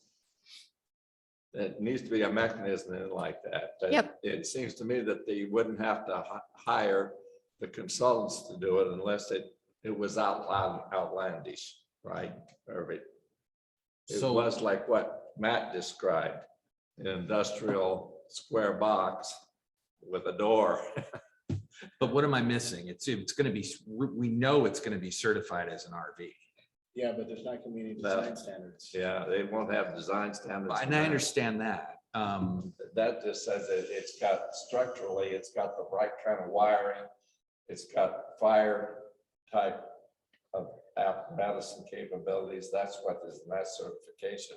Yeah, so you could convert a Connex box, Right. into a tiny home and just put 30 Connex boxes on the tiny home, on the community. Because no one's gonna review it for design review, to make sure that you have the modulation or.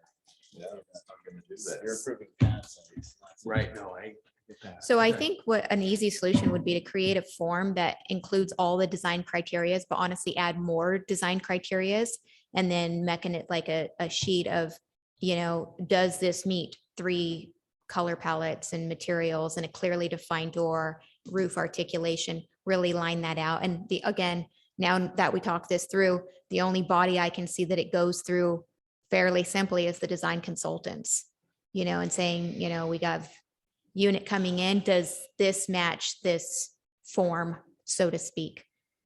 And that was something I thought we had initially. So, thank you for bringing it up, and we'll come up with some solutions to put a mechanism for checking each unit. But yeah, I think that's appropriate. And I knew we had it, and I don't know at what point we stopped having the individual units get checked for design specific. Because even if this unit here in this image looks attractive, I think we all like it because it looks very modern. It doesn't fit the criteria we're saying. So really, again, it's one material. We want a variety of materials. Same with this. I only see 2 materials. So same thing. It's like we have to have a mechanism to check. I think the city would want a mechanism to check them. But again, we'll come up with some solutions. It seems like you would just have the tiny homeowner pay an application fee that would pay the design consultant, and the design consultant could probably just look at a photograph and tell, but we're looking at exterior design, so I don't know that it would be that onerous. I think it's good once we really drill into what that design criteria is without any subjective, because that's always the thing. It's always that one subjective person that they're like, it's 3 colors. And you're like, so just really us drilling in that language and maybe doing a couple sample charts with staff or sample applications. But yeah, I appreciate those comments. Thank you guys so much.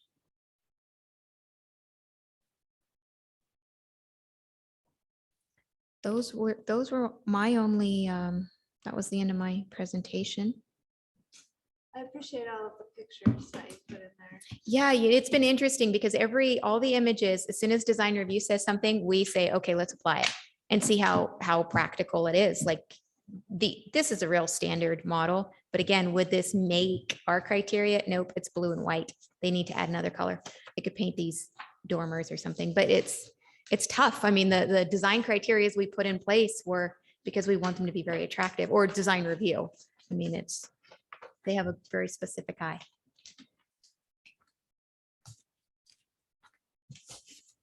Well, thank you so much for your time, commissioners, and we will work with staff on these items.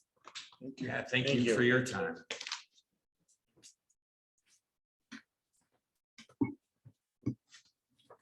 Okay, any other discussion that we need to do on anything? Nope, okay. We'll call us adjourned then. Thanks, everyone. Okay.